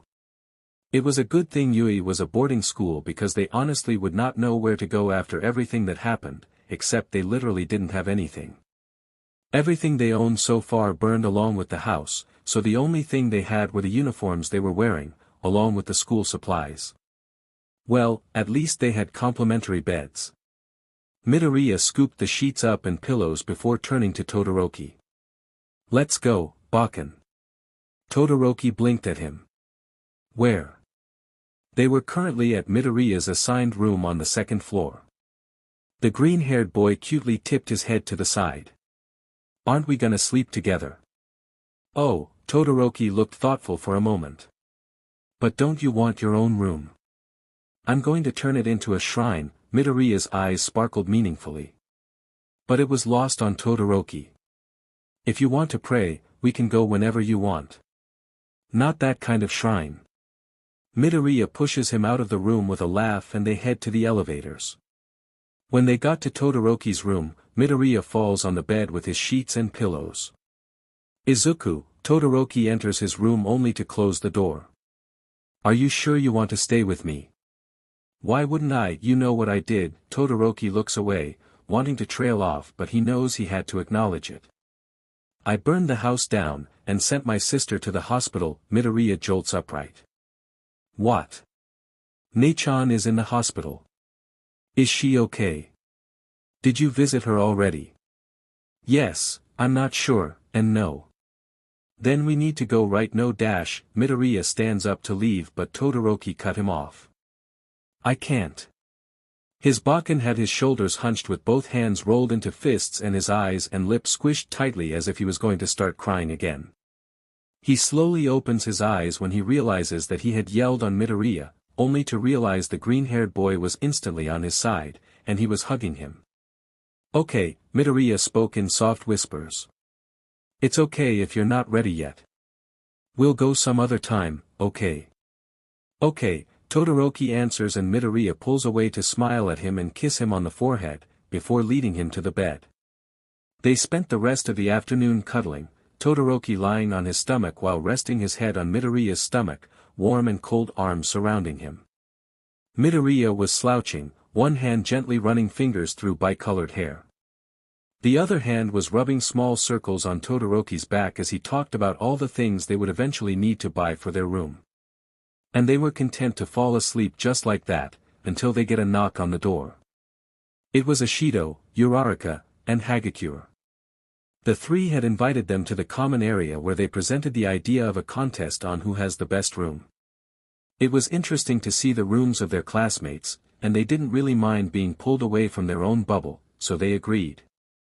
Until it was their turn to show off their empty room. But they really should have realized that was the least of their worries. "You two are staying in the same room. And will be sleeping on the same bed." Kaminari, Ishido, and Hagakure were freaking out, in a good way. Too good a way. Is that even allowed? Uraraka asks Ida but he just shakes his head, unsure himself. Who the F cares? It's not like they'd get PRGNT anyway. Bakugo dismisses them. "Oh, my God. Please stop." Midoriya pulls on his hair. But Kirishima still comes up to them with sparkles in his eyes, and raises both hands to rest on his chin. "Please tell me more." "There's nothing more to it, we're literally just sleeping."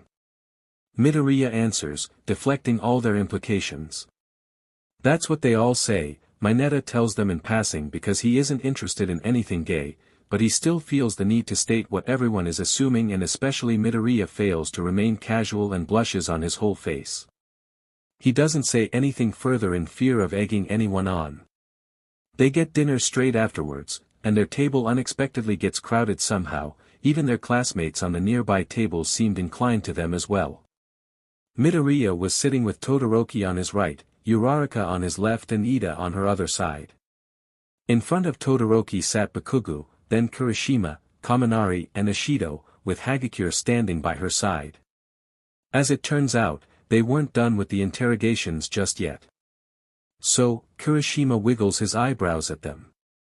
"You two are going out." "We're not," Todoroki and Midoriya say at the same time, before glancing at each other and awkwardly looking away.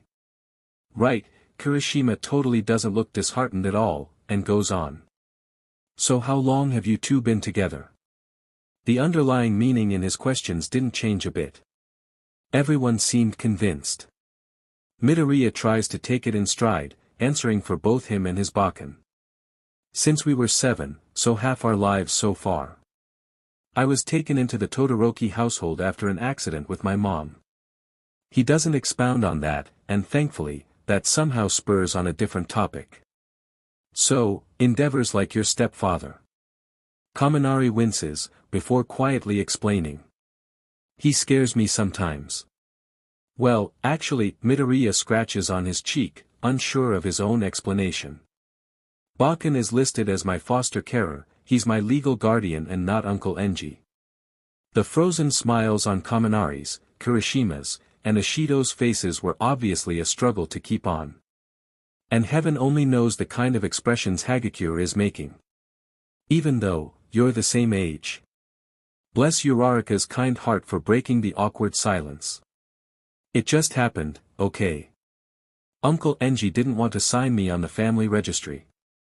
Midoriya smiles sadly. Todoroki suddenly takes hold of his hand and squeezes reassuringly. Don't worry, I'll do something about that. Just wait for him to pass. Midoriya chuckles nervously. Please don't say things like that with a straight face. Everyone on the table don't miss the hand-holding or the possible underlying implications, but no one says a thing as they let it rest for now. And their first day ends just like that. Chapter 05, Helpless Caring. Raison d'etre, a month into the semester, their class was attacked by villains during rescue training. Todoroki had been distressed, being separated from Midoriya the entire time. And just when he manages to get back to his side, he witnesses Midoriya leap to shield All Might from the attacks of the villains. Then the handy man reaches through the warping guy for Midoriya, and all Todoroki could do was watch in slow motion. It was heart-stopping. Until a loud bang resonated in the air, breaking the trance and saving Midoriya. The rest of the teachers had come. Most of the villains were taken away, but none of those that mattered. And once again Todoroki finds himself by Midoriya's bedside in the infirmary. The green-haired child had broken both of his legs during that last jump. Why does he get hurt so much? And after they were able to finally get away from his father. He feels helpless, inadequate, unreliable. Why can't he protect his charge? It used to be so simple before Midoriya got a quirk. Todoroki is happy for him, of course. He's one step closer to his dreams and he has no doubt Midoriya will succeed. But why does he have to get hurt? It's not fair. Midoriya just got his quirk. He has to learn how to use it gradually, not put his life on the line. Todoroki understands Midoriya must feel like he needs to catch up, but controlling a quirk, especially of that caliber, isn't something people can learn overnight. Besides, Todoroki would wait for him. Always, and for as long as it takes. No matter what. So Midoriya doesn't need to rush, he isn't going anywhere. Then again, deep down in the recesses of his mind, Todoroki has an inkling feeling he isn't the person Midoriya is chasing after. The announcement of the sports festival immediately comes after the rest day, which hadn't seemed enough to begin with. Even so, everyone seemed to take it as a chance to shake off the anxieties brought on by the recent villain attack. Needless to say, everyone got pumped. Except for Midoriya. He had been through so much in such a short period of time, he's still coming down from the high. Everything is just going too fast and he's afraid he won't be able to keep up.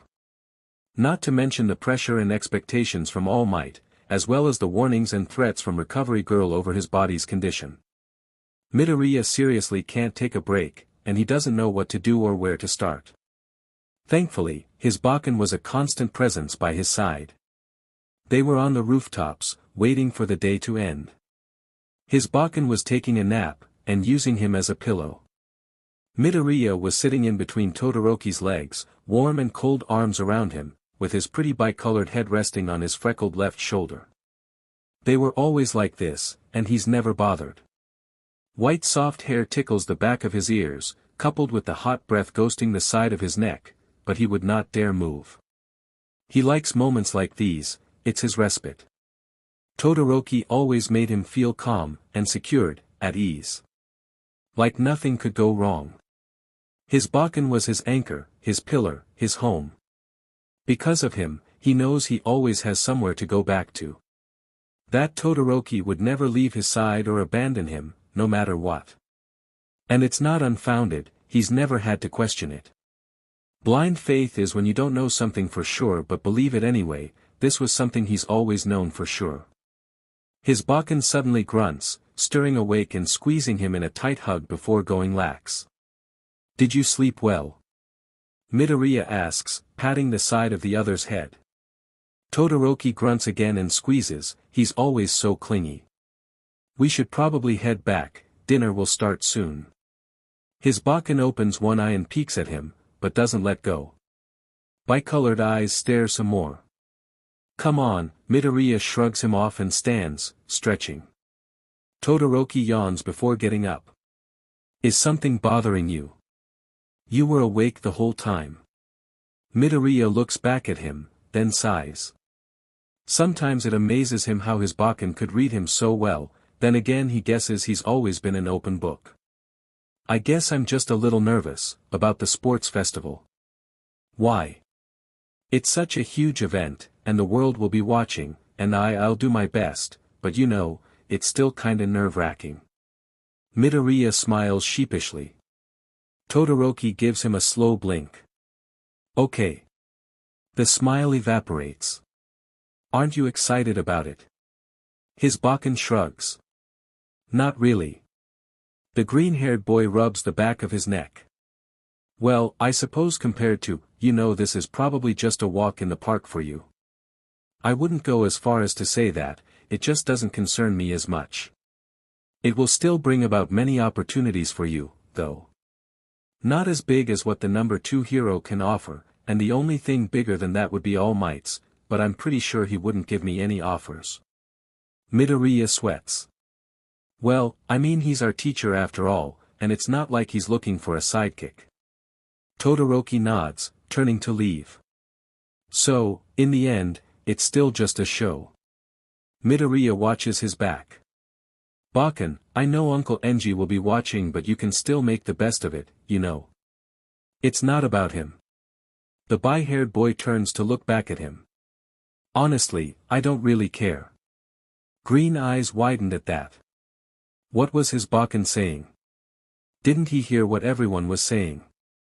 Sure he was the strongest kid in class, sure he's probably gonna win first place, sure he was too far ahead from the rest of them, but they were still all on the same stage here.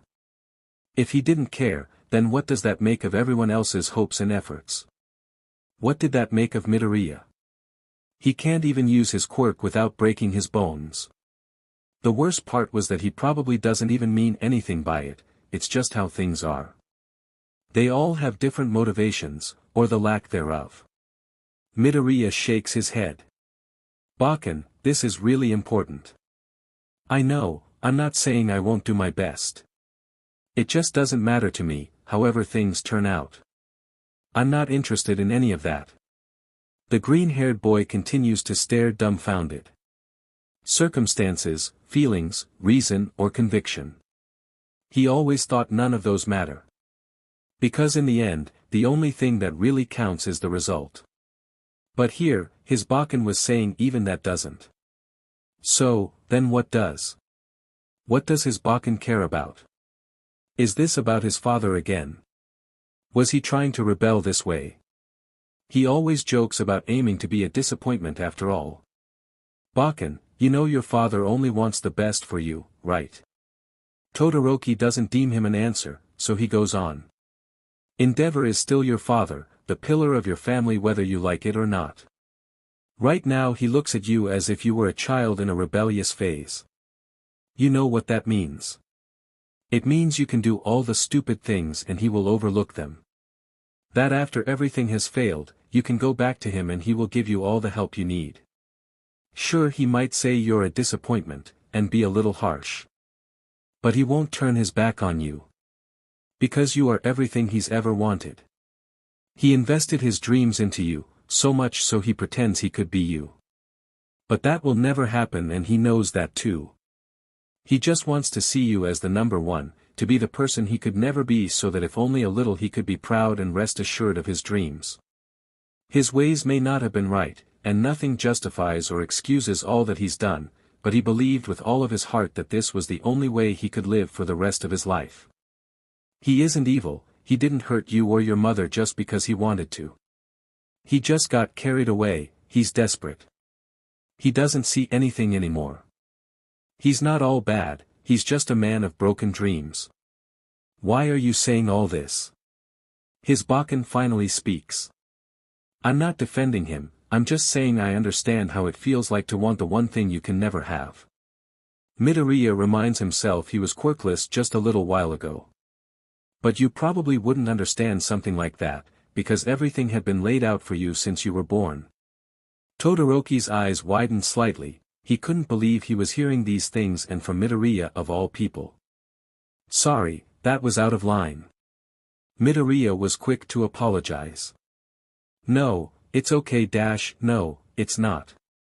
You deserve to get mad at me for something like that, in fact, you should be getting mad at me for all of this, for everything. Midoriya's eyes were starting to get glassy, even though it was him saying the painful things. I don't think I can, ever. Todoroki shakes his head, calmly, resigned. I know you're not wrong. Midoriya sighs and looks away, trying to blink back the wetness. It probably doesn't matter if his Bakken doesn't understand. He's always so willing to forgive, to overlook. The green-haired child knows he has to explain where this is coming from. You know, Bakken. I owe Uncle Enji the life I've lived up to now. And even if I know he'll never see me as his own child, I want to be able to make him say that he was glad he took me in. I want to be able to give him a reason to say that, even just once. Midoriya bites his bottom lip, before speaking again. Because I was glad he took me in, and I want to thank him somehow. His Bakken frowns at that. You don't need to thank of course, I do. Midoriya squeezes his eyes closed, knowing he's already crying. Because my own father wanted to kill me. He was breathing hard. He shouldn't have said that. He didn't mean to. But it was all out in the open now. He gasps for breath. My father wanted to abort me, that's why he separated with my mom. And he abandoned her, because she wouldn't agree with him. I'm sorry, Todoroki blurts out. Midoriya shakes his head, wiping away tears. That's why I'm thankful, for even someone like Endeavor to keep me around. You know, Bakken, haven't you ever wondered about how happy he must have been when you were born? He must have been ecstatic, he must have been so proud. You made his dreams come true. You were everything he's ever wanted. My father didn't even want me. He didn't even want to give me a chance.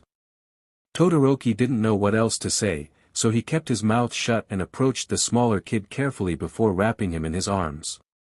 Midoriya rests his head on his shoulder, tired of all the crying. Can't you just do your best? Even if not for yourself, then for me. His Bakken nods mutely. If that's not enough, then we can make a deal. Something like. Midoriya lifts his head and stares at bicolored eyes, somewhat pleased of the sudden idea. If either of us wins first place, then the other gets to grant him a wish. Todoroki knew he shouldn't have agreed with it. He was only giving Midoriya more reason to try hard. But he just couldn't say no, not when his charge had started crying like that. And God knows what happened the last time they had a fight. Now there was absolutely nothing wrong with Midoriya doing his best, except Todoroki was sure he was going to get hurt again. And it's not like Todoroki doesn't understand what his charge was saying, he knows very well everyone in class is going to give it their all, and he will too. He was just really worried about Midoriya. How much is the boy willing to sacrifice?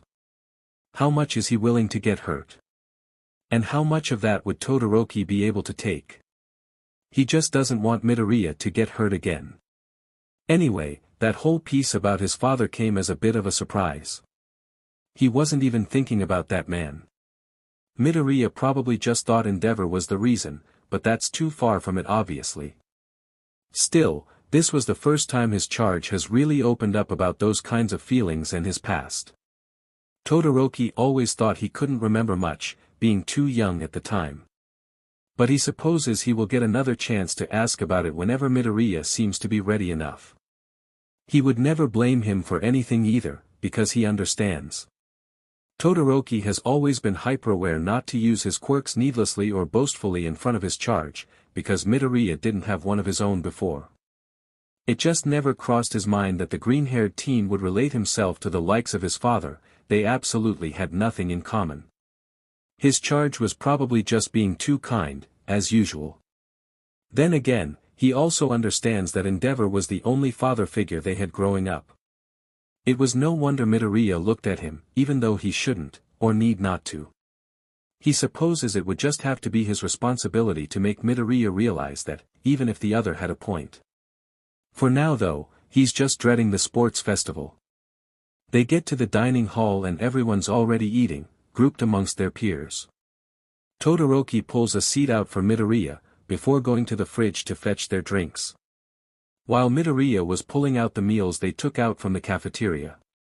When Todoroki gets back and slides down beside him, Kirishima opens his mouth. Isn't it weird that Midoriya is always calling you Bakken, but you're the one always serving him? The redhead asks from in front of them. Bicolored eyes blink. Serving. We saw you tying his shoelaces for him this morning. Kaminari quips, wiggling his eyebrows. Oh. Todoroki starts eating. I just didn't want him to reach down because he broke both of his legs the other day. But still, you're the Bakken. Kirishima pushes. Both warm and cold shoulders shrug, he doesn't answer anymore and proceeds to eat. I take care of Bakken too, you know. Midoriya feels the need to reason. Yeah, but it's different when Todoroki does it. Kaminari dismisses. What do you mean? The green-haired boy frowns.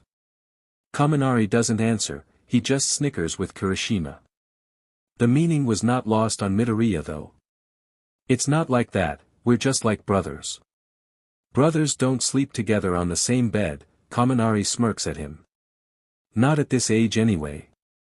We just got used to it, okay. Since we were little our futons have always been beside each other so, we tend to. Midoriya tries to explain, but turns red in the process of finishing the sentence when he realized what he was about to say. What? Kirishima grins. Midoriya looks away, mumbling the rest of the statement. Gravitate towards each other in our sleep. Ah. That's cute. Ashido and Hagakure suddenly popped up behind Kirishima. But it doesn't mean anything. Midoriya insists. Kaminari turns to the end of the table. Ida, do you and your brother sleep together? Ida stops mid-bite and his eyes slide to regard Midoriya before turning back to Kaminari and Kirishima. Of course not, we are both already grown men. See. Kaminari was quick to tease Midoriya. The green-haired teen pouts and glares weakly, but doesn't say anything more. But. We used to sleep together when we were younger, like when I was 5. Ida tries to control the damage and fails. Uraraka and Azuri were giggling to each other beside him. It doesn't placate Midoriya and he turns to Todoroki, grabbing his sleeve. Bakken, make them stop. The bi-haired teen swallows whatever he was chewing and spares his charge a glance before turning to Kirishima and Kaminari. Go on, he's cuter when he's flustered. Bakken. Midoriya all but yells at the same time as the girls squealing and the boys barking laughs. He pinches Todoroki's biceps and whispers a small, I hate you, all the while red all over his face.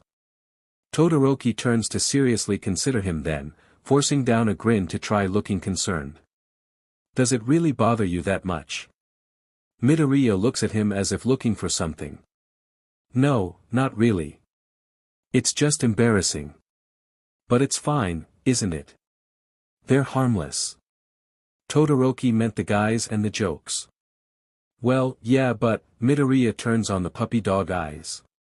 Doesn't it bother you, Bakken? Todoroki smiles fondly. Not at all, I don't really mind.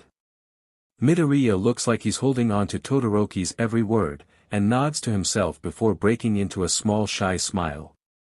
Well, if Bakken says so, then I guess it's okay. Todoroki nods and reaches over to pat curly green locks. Good boy. Midoriya beams, still red in the face but all previous shyness gone. Looking at them, the rest of the guys were unsure how to react. Until Hagakure speaks, Todoroki-kun, you look like a father disciplining his child right now. The two move away from each other then, and Todoroki answers. That's silly. But I guess he is my charge, after all. The day of the tournament arrives, and Todoroki sits on the same table as Yaoyorozu and Jairu in the waiting room. Midoriya wasn't there yet as he was pulled away by All Might on their way there, and when the green-haired boy finally arrives, he approaches him. Bakken, Midoriya stands in front of Todoroki. Even without looking at it objectively, I know you're stronger than me, but I will beat you. It was out of nowhere, like a surprise. Todoroki didn't know where the challenge was coming from, but his charge looked serious. And the look of determination in Midoriya's eyes scared him. It spoke volumes of how far the other was willing to go. But he didn't want him to. Why doesn't he realize how much Todoroki cares for him? He felt his shoulders sag, but he couldn't say anything. He couldn't find his voice, he didn't even know what to say. He just stood there, shell-shocked. There was a sudden jostling around him. Kirishima was shaking Midoriya, saying something about having the guts to challenge the strongest kid in class. Kaminari and Mineta stood behind him, asking about a lover's quarrel. And Bakugo had fallen off his chair laughing while pointing at him. But all the noise they made were muted, distorted, far off. He couldn't make sense of what was going on. He didn't understand. He just felt so detached. What was everyone cheering for? What were they so excited about? When all he could think of was that Midoriya will get hurt again. Midoriya wins the race, thankfully without using his quirk. Todoroki wins the cavalry battle, and Midoriya didn't break any bones. So far so good. But the third part of the tournament makes Todoroki nervous again. It was one-on-one matches. And he knows he was not the only one Midoriya would have troubles fighting. Todoroki prayed Midoriya wouldn't have to face Bakugo again. And just as he thought that, Midoriya pulls him off to the side during a short break. I'm pretty confident you can hold your ground against anyone, but just in case, I'm going to tell you Kakken's weakness. Todoroki listens, but not really. He just watches Midoriya talk, the movement of his lips, the expression on his face, the light in his eyes. And it puts him on a good mood, looking at Midoriya. Or just being in his presence, and everything he does really. He appreciates it, he enjoys it, he savors it. He momentarily forgets all his worries, and thinks that maybe things wouldn't be so bad.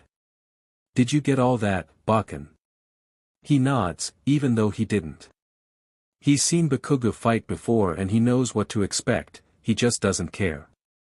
The only thing in his mind right now, and probably always, is Midoriya's well-being. Alright, I'll see you later then. Please do your best. But Todoroki doesn't want to do his best, he doesn't care about all this at all. He's just worried. He doesn't want Midoriya to keep fighting, or to get hurt. He knows it would hurt Midoriya's feelings, but better his feelings than his body, better his heart than his bones. But what should he do? What should he say? He needs to make Midoriya understand that this is not the right place or time for him to risk his life fighting for something that isn't worth it. It's just a show. They're not saving lives, they're not fighting villains. It's just a stupid competition. Todoroki watched with bated breath as Midoriya steps on the ring for the first fight, against someone from the general studies.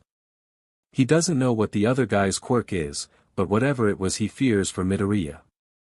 The fight turns a weird turn when the other guy orders Midoriya to leave the ring, and the green-haired teen actually tries to do so, walking away to the edge. It was some kind of brainwashing quirk, if he had to guess. Todoroki doesn't mind, if his charge loses now then he doesn't have to fight and get hurt further. And he would be relieved. Unfortunately for Todoroki, Midoriya chooses to break 2 of his fingers to break the spell. He immediately turns to the guy from the general studies and they wrestle until Midoriya wins. Todoroki grits his teeth, at this rate they were bound to fight in the next round. And he doesn't have to wait long. A few matches later, he was facing Midoriya on the ring. The green-haired teen looks proud, excited. Like he's been waiting for this moment their entire lives, like he doesn't mind causing himself harm by using that stupid quirk. Todoroki still doesn't know what to do, or say, to make Midoriya stop hurting himself and understand what he cares about. Midoriya takes a fighting stance as Midnight raises her hand for the go signal. But Todoroki also raises his hand. I forfeit. He says loud and clear. The smile is instantly wiped off Midoriya's face. Sounds of shock and disbelief echo around the stadium, from their classmates to the other classes and the general audience. But Todoroki doesn't care, not for anyone else but the person standing in front of him. What? Bakken. Midoriya looks confused. I'm sorry, Izuku. I don't want to fight you. Midoriya looks breathless. But Bakken, we had a deal. And you said you would do your best for me. This is the best that I can do for you, Izuku. Todoroki clenches a shaking hand, this time he was not going to back down. You can't fight while hurting yourself. This is not the right time and place for you, you're not ready yet. You do realize that by forfeiting I'm just gonna go fight on the next round, right? I won't let you. But why? I'm gonna heal anyway. You can't do this to me. I'm sorry. Izuku. But I'm not going to let you keep hurting yourself, no matter what your reason is. I can't stand it. Todoroki closes his eyes and heaves a shaky breath before opening them again. Because I love you. Midoriya's shoulders sag, and he shakes his head. That's not fair, you don't get to say that here. You don't get to say that now. You don't get to say you care about me when you don't care about my feelings. Or anyone else's for that matter. Midoriya was obviously going to start crying again. You know everyone is doing their best. Our classmates, Class B, the general studies, everyone. And you're just stepping on everyone's efforts. You're right, Izuku. I don't care, not as much as I care about you. Shut up. I hate you. Midoriya screamed. Todoroki gritted his teeth, but he stood his ground. He nods and looks down to his feet, ready to accept whatever Midoriya has to say to him. Except Midoriya doesn't say anything anymore, and instead rushes towards him to give him a solid punch in the face. The loser gets to do whatever the winner says. Todoroki sits up from where he fell, nursing his bruised cheek as he stares up at his charge. So, do as I say, Bakken. Midoriya slowly sets down the shaking fist. I order you to win.